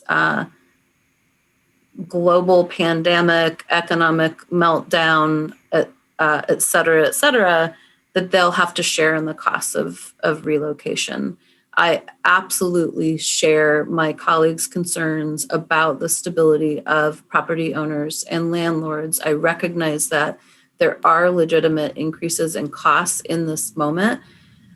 And I'm going to continue to advocate at the state and federal level for more support and relief for landlords. But I want to assert that in this moment of crisis, when we know that half of our renters were cost burdened before COVID, that we can't balance landlords' housing pressures on the backs of renters. We know that renters are typically lower income and have fewer financial resources than landlords. We know that a rent increase without relocation assistance is a recipe for displacement. And if we're committed to housing justice and economic justice, we need to prioritize the most vulnerable Portlanders. And that means we need to prioritize keeping renters in their homes. So I really appreciate this conversation and my colleagues' willingness to work with me. I will accept March 31st if I can get a commitment that we'll revisit before that protection lapses, which means we'd have to return in December to renew. Otherwise, beginning in January, rent increases below 10% would no longer trigger relo and offer the kind of displacement protection that we're seeking with this. And as far as the start date, I do support a slightly retroactive date, but I'm going to defer to and just remind everyone we did that with relo, and there was not a successful legal challenge to that. And given that we're in a state of emergency and the mayor has expanded powers, I would think it wouldn't be a higher risk in this moment than it was almost 4 years ago. But I'll defer to legal counsel on that. Very good, thank you. So I will consider that Udaley amendment number 2. We'll keep that open. Mayor, Robert. Mayor, we just state for the record what Udaly Amendment number 2 is? And as I understand it, it would be to, in paragraph 19 and directives A, B, and C of the ordinance as introduced, to strike the date January 1, 2021 and replace it with March 31, 2021? Yes. And is there a second for that? Yes, second. Thank you. Very good. Excellent. And Matt, I just want to ask one question for the record. All of the 12 current exemptions on relo apply for this ordinance as well, correct? That is correct. Very good. Thank you. Commissioner Udaly and Fritz have hands up. Is that still yes or no? Commissioner Fritz? Yes, so there was a second part to Commissioner Hardisty's recommendation, and that was to make the effective date today rather than retroactively to September 1st, although it may be that relo was backdated. That's not necessarily something that we want to continue. It's just safer to do it as of today. So that would be whatever number amendment we're on would be to strike the paragraph about retroactivity to September 1st.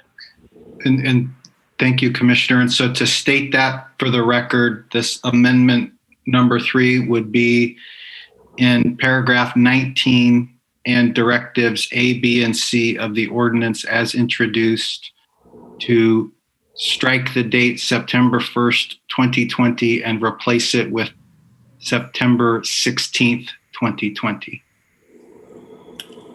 So moved. Correct. Second.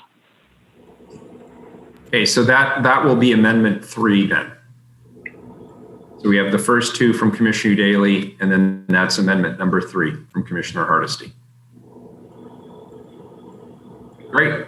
Commissioner Udaly, you have your hand raised. Yeah, thank you, Mayor. I just, I need clarification from the city attorney. So the retroactive thing is a little bit confusing, but it's my understanding that the same situation applies whether it's September 1st or is today the 16th? I mean, time is irrelevant anymore. Thank you. So there's still a retroactive component. We've just shaved off 2 weeks, essentially. Yeah, let me clarify. There is still a retroactive component to this because this will cover notices that were issued. I mean, the 90-day notice period requires that these notices for rent increases were issued 90 days ago from the date that this becomes effective. So this is rent increases either starting that are effective today or that were effective September 1st. And so there is still a retroactive component that we just can't account for. And that was the same way that relo was set up the first time. As I said, there's always some risk with a retroactive law, but now that I'm thinking through this and we're talking through it, I don't think that changing the date, it's not going to solve necessarily that retroactive component because of the 90-day requirement. And so we did account for that in the actual order because landlords do have the opportunity to either rescind the notice if they don't want to pay the rent increase, or they don't want to impose the rent increase and pay the relocation. Okay, I'm neutral on the effective date, whether it's September 1st or September 15th. It does mean that there will be a certain number of tenants who receive notices that will not be entitled to relo. And I just want to reiterate that not every tenant who receives a rent increase is going to say, I'm moving out and I need relo. It's moving right now is incredibly challenging. And I really think, I believe that only people who truly can't absorb that cost would actually choose to move in this incredibly challenging moment. So don't want to leave everyone who's listening thinking that every rent increase that's issued is going to result in relocation assistance. This is really about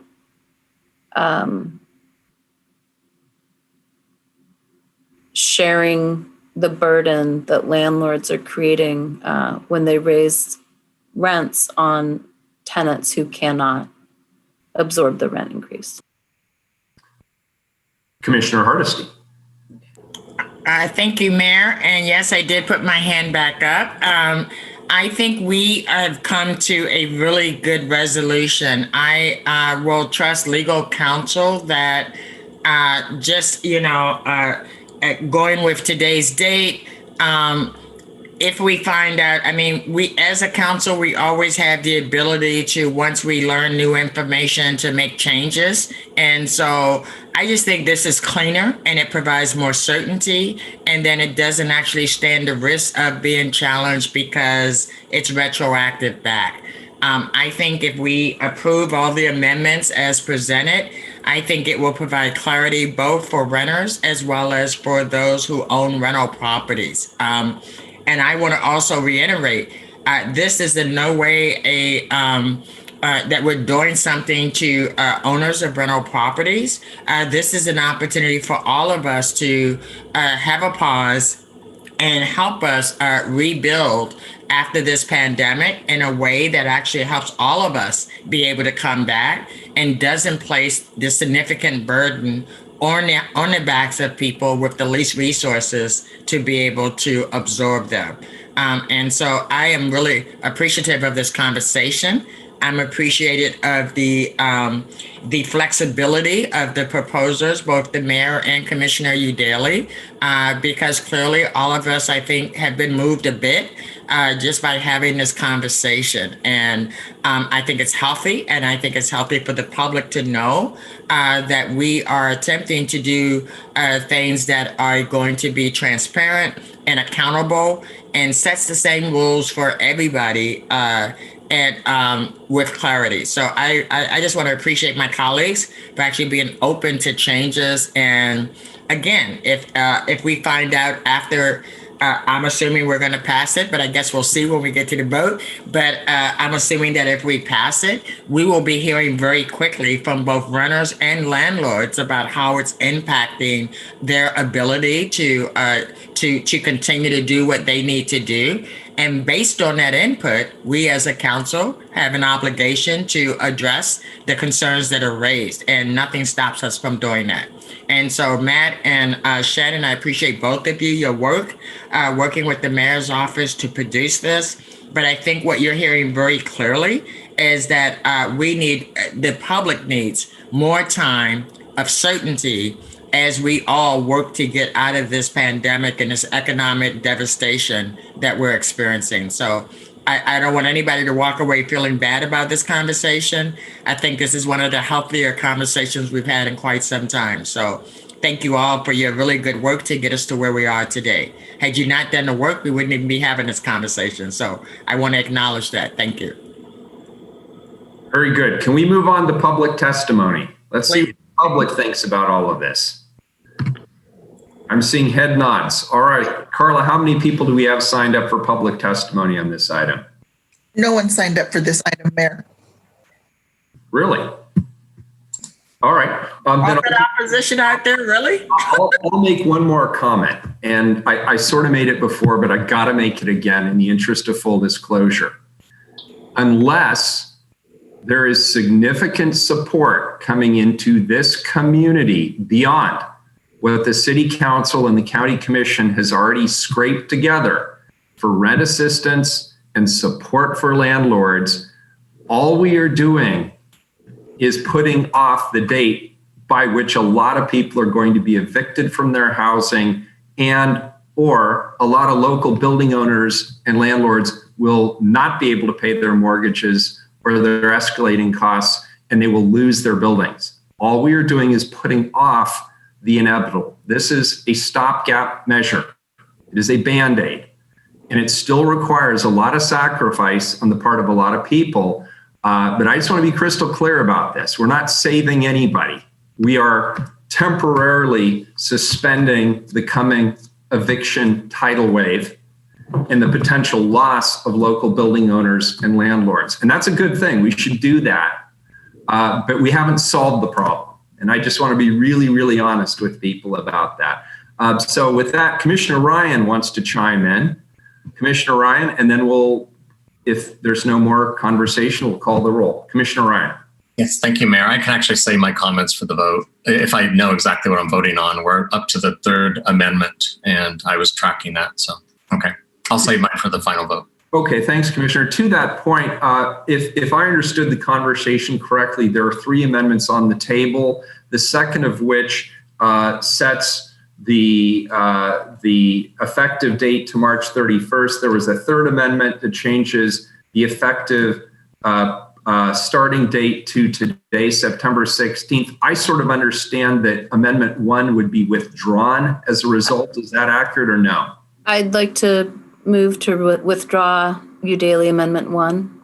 I think you can do that just with the agreement of the seconder, which I believe was Commissioner Hardesty, if I remember correctly. That is correct. All right, good. And legal counsel's not sending me anything. Correct.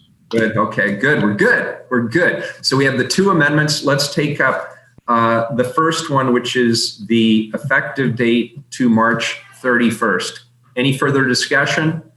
Carla, please call the roll on that amendment. Hardesty? Aye. Daly? Aye. Fritz? Commissioner Udaly, I wasn't going to support your amendment when I saw it in the Tuesday memo. Your rationale was entirely compelling, and I appreciate your willingness to compromise on the ending date. Aye. Thanks. Ryan? Aye. Wheeler? In the spirit of compromise, I support the amendment. I vote aye. The amendment passes. And then the last amendment is changing the effective date to today, September 16th. Please call the, well, first of all, is there any further discussion on the amendment? Seeing none, Carla, please call the roll. Hardesty? Aye. Daly? Aye. Fritz? I believe the principle in the Constitution of not doing things retroactively is a good one, and so I appreciate the acceptance of this amendment. Aye. Ryan? Aye. Wheeler? Aye. The amendment is adopted, and to the main motion is amended. Any further discussion? Carla, please call the roll. Hardesty? I am proud of days where we're able to accomplish something good because we actually deeply listen to each other. We're willing to change our minds. We're willing to accept new information. I am very, very grateful for the work that the mayor's office, Shannon Callahan and Matthew,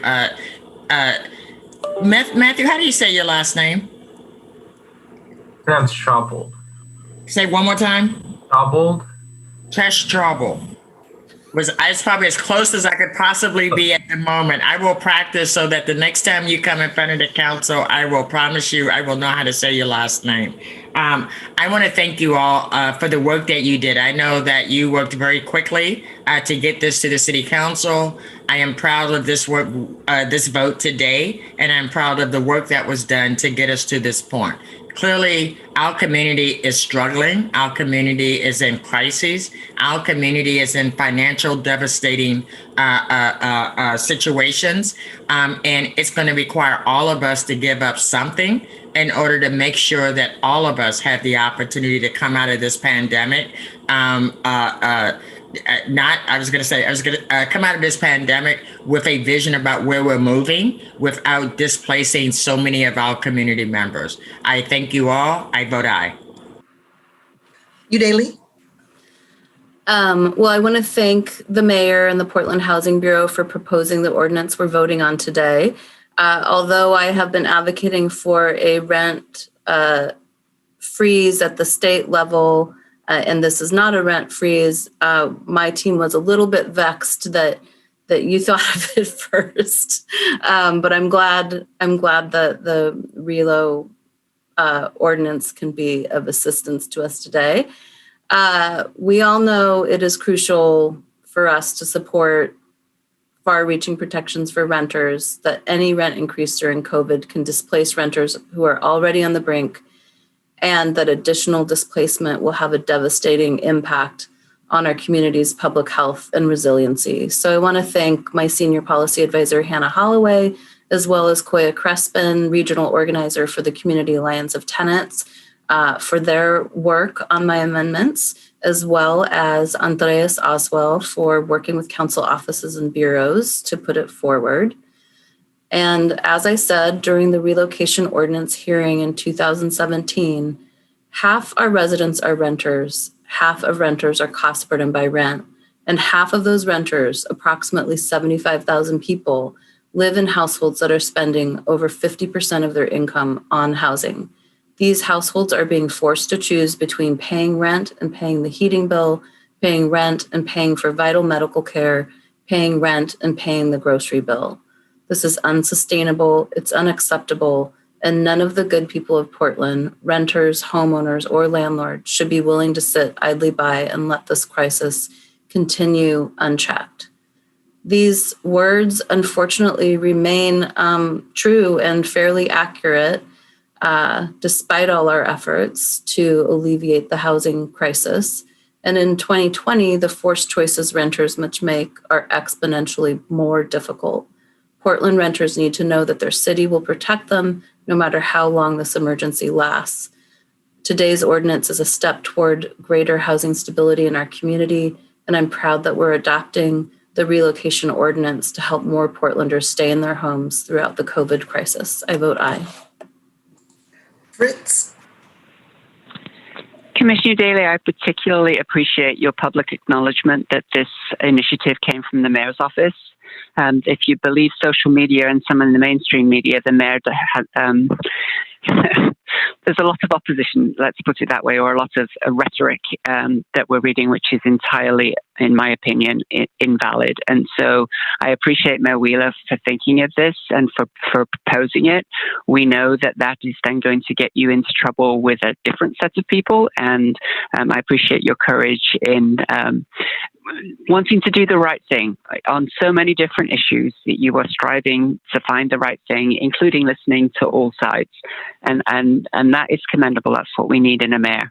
And I appreciate this, bringing this issue to my attention, which I hadn't thought about it. And again, I thank each of my colleagues for, I believe, getting to a good outcome at this time, recognizing that there just aren't good outcomes right now for so many people. You know, maybe Amazon's making a boatload of money, but most people in our community are truly suffering, and will continue to do so despite whatever we can do. So we're all trying to figure out the balancing act and the trade-offs, and I think this is a reasonable step forward. And as the mayor said, we do need to look at utility relief. We need to look at all kinds of other strategies to help everybody in our community in many different ways. Aye. Ryan? Yes, thank you. This is my first council meeting, and I have to say I was just so impressed with, one, this being on the agenda. It's exactly what you think we should be talking about on September 16th, 2020. And thank you, Mayor Wheeler, for bringing this to our attention, and then watching Commissioner Daly amend it and being patient as we kept moving the dates around. And I think we landed in the sweet spot for an emergency. So I'm definitely in favor of what we're voting on today. I did appreciate that I'm learning about the 12 exemptions. I'll have to look into that more. I also am glad we brought up that a lot of people are suffering. And I know landlords, but I'd like to use the word housing providers, that are not wealthy. They're ma-pa, they're small businesses as well. And those businesses are hurting right now. And so I want to dig into what kind of relief, as was mentioned by Commissioner Fritz with utilities, how we can make sure that we include them in this emergency time as well. I just want to make sure that I'm not tone deaf to the fact that everyone providing housing is not a wealthy person that's doing just fine right now. And so I appreciate the balance, and I look forward to bringing that balance into the next conversation. And I think we'll probably have that before December. And I look forward to monitoring this emergency with all of my colleagues. And let's hope we can get to the other side as we build forward. And I will be voting aye. Wheeler? Yeah, good conversation. This was actually, this was a really good conversation. First of all, let me just quickly address some of Dan's comments because they're legitimate questions. We have defined small landlords as small businesses, and they are eligible for significant amount of relief that we've put out through our COVID recovery strategy through Prosper Portland. So they have been at the table, and we have considered their needs. And then specific to this ordinance as amended, one of those 12 provisions actually excludes so-called mom and pop housing providers from this ordinance. So you're thinking in exactly the right direction, and they are being considered as we move this forward. I want to thank members of my team who worked very hard on this: Tia Williams, Sam Diaz, Sonia Schmansky, Kristen Dennis, and of course from our Housing Bureau, Matt Chabold, and Director Shannon Callahan. Thank you so much for that. And it's not every day that I thank lawyers. Lawyers really don't get their due when I'm giving my speeches on this council, and they should, because we have really, really good attorneys. And so I want to thank Adrienne Delcata for her really hard work on this and helping all of us understand the complexity of housing law here in the state of Oregon. And Adrienne's work was critical in terms of crafting this ordinance. So I want to thank you, Adrienne, as well. I vote aye. The ordinance is adopted as amended. Colleagues, we only have 14 more items before lunch, but you'll be happy to know I'm actually getting hangry. And so what I would propose is that we take the 14 items and put them at the end of our agenda this afternoon, including the one item that was pulled off of the consent agenda. And that way we can all go eat lunch and come back and tackle them this afternoon. The afternoon agenda is largely second readings and resolution. I think we can get through the planned agenda pretty quickly. Yeah, Chloe's like, speed it up.